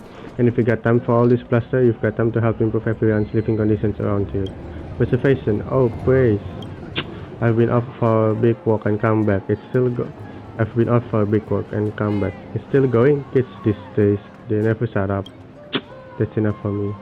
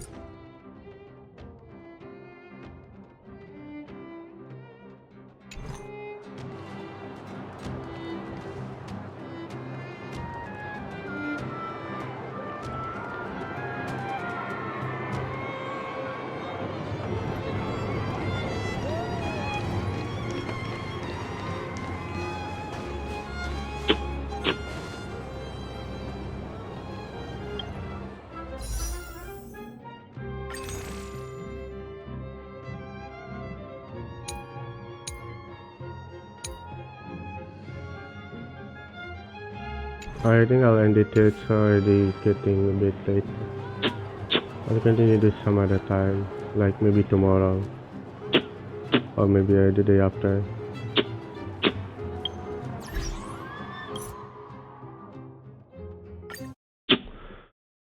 Well, if you had, I hope you guys had fun.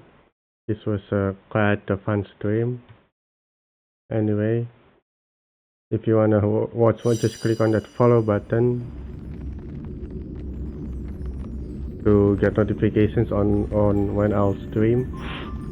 Well then, goodbye everybody. Bye bye.